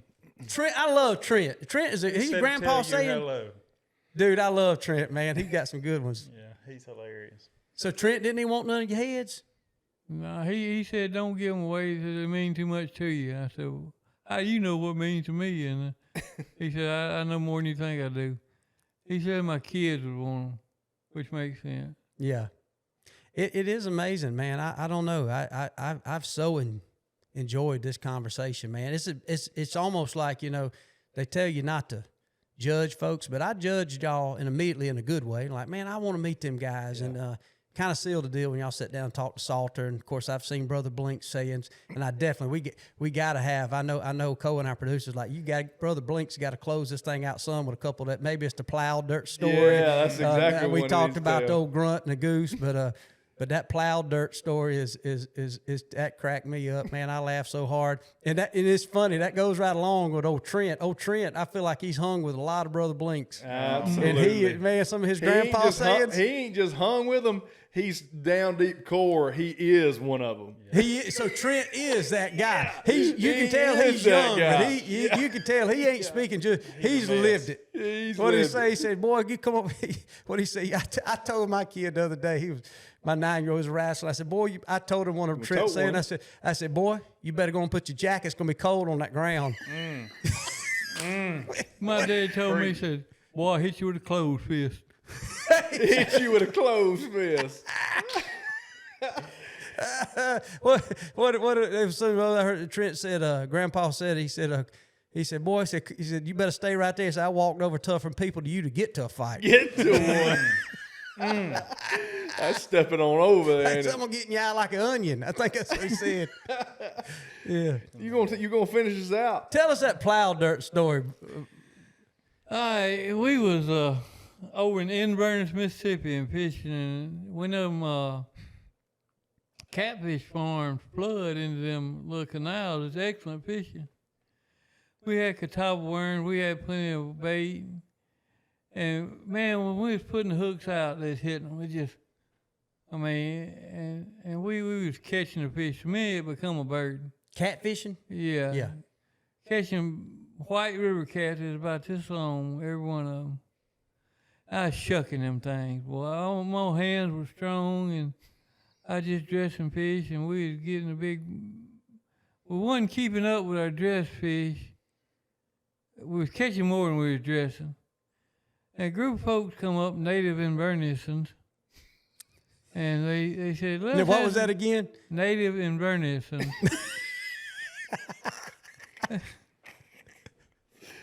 Inverness is an interesting place. That cut you 4 ways deep and continuous. Cut you 4 ways and sideways, deep and wide. So they asked for some fish. I said, yeah, sure, you can have a bunch. They said, we want dress fish. I said, well, no. I done put too much effort in this. And a spokesman from there, contingency, said, step out here to plow dirt. Now, I had been to the plow dirt before. I knew what we was going to do out there. So I got no hop, skip, and jump, come right around through South Louisiana with a right hook, come just flush on the chin. I'm ready to, like old Dominicker Rooster. I'm ready to strut around a little bit. Because you done knocked him out, right? Yeah, because I hit him with everything I got. And he wasn't even ready. And this is what he did. That's all. He didn't flinch. He didn't stumble. He didn't bleed. He didn't even breathe hard. Did he say ow or anything? No. He kind of grinned at me. Ooh. I come to him again. He knew Italian jiu-jitsu or something. He was an ex-Navy SEAL, CIA operative or something. He had my arm wrapped around my head, and my head was down in the plow dirt, and every time I exhaled, I seen a little puff of dust. He said, we're going to get some fish. I said, help yourself. Help yourself. Just let me go get up off my head. You let me up, I clean the rest of them. Perspective change, wasn't it, Big Rob? Yeah, perspectives are changed. Yeah. Oh, that's so good, man. I tell you what, I can't thank y'all enough for riding over. And where can people find y'all? I know y'all's podcast. Is it on all those places? It's everywhere. Right. Any social media, or Apple, Spotify, YouTube. We tell people go to YouTube. That's where we put absolutely everything is on YouTube. Hayden, Hayden, Alabama, Alabama podcast. You can right find on. it. But we try to meet people where they are too. So Facebook, Instagram, Snapchat, YouTube's everywhere. Right on, man. Hayden Alabama Podcast. We do every week. We release it Tuesday night, 6 p.m. Central. on YouTube. We drop it there first because it is a video first podcast, but a lot of people just want to listen on the go. So it's also on Spotify and Apple. Same name, everything. Y'all don't have to excuse me. I got to go to the boys' room. We gonna go to, on that note. Luckily, it ain't across the plow dirt. That's you can get right, some paid baby. pass. But hey, we'll close out at. Thank y'all guys for coming, man. This has been Absolutely. so much fun. Exactly what I was expecting, and it's been a blessing to have y'all, man. Thank you. Day's still young. We liable to get into something, but it all be good natured, good fun. Yeah. We ain't gonna get too rowdy. We ain't ain't gonna gonna go to the cloud get dirt. Brother Blinky in jail. We I got to know, take him we back got- home. They stay off paper. That's right. Thank y'all so much, Yes, man. sir. The Hayden Alabama Podcast crew, man. Good chat with you guys. Yes, sir.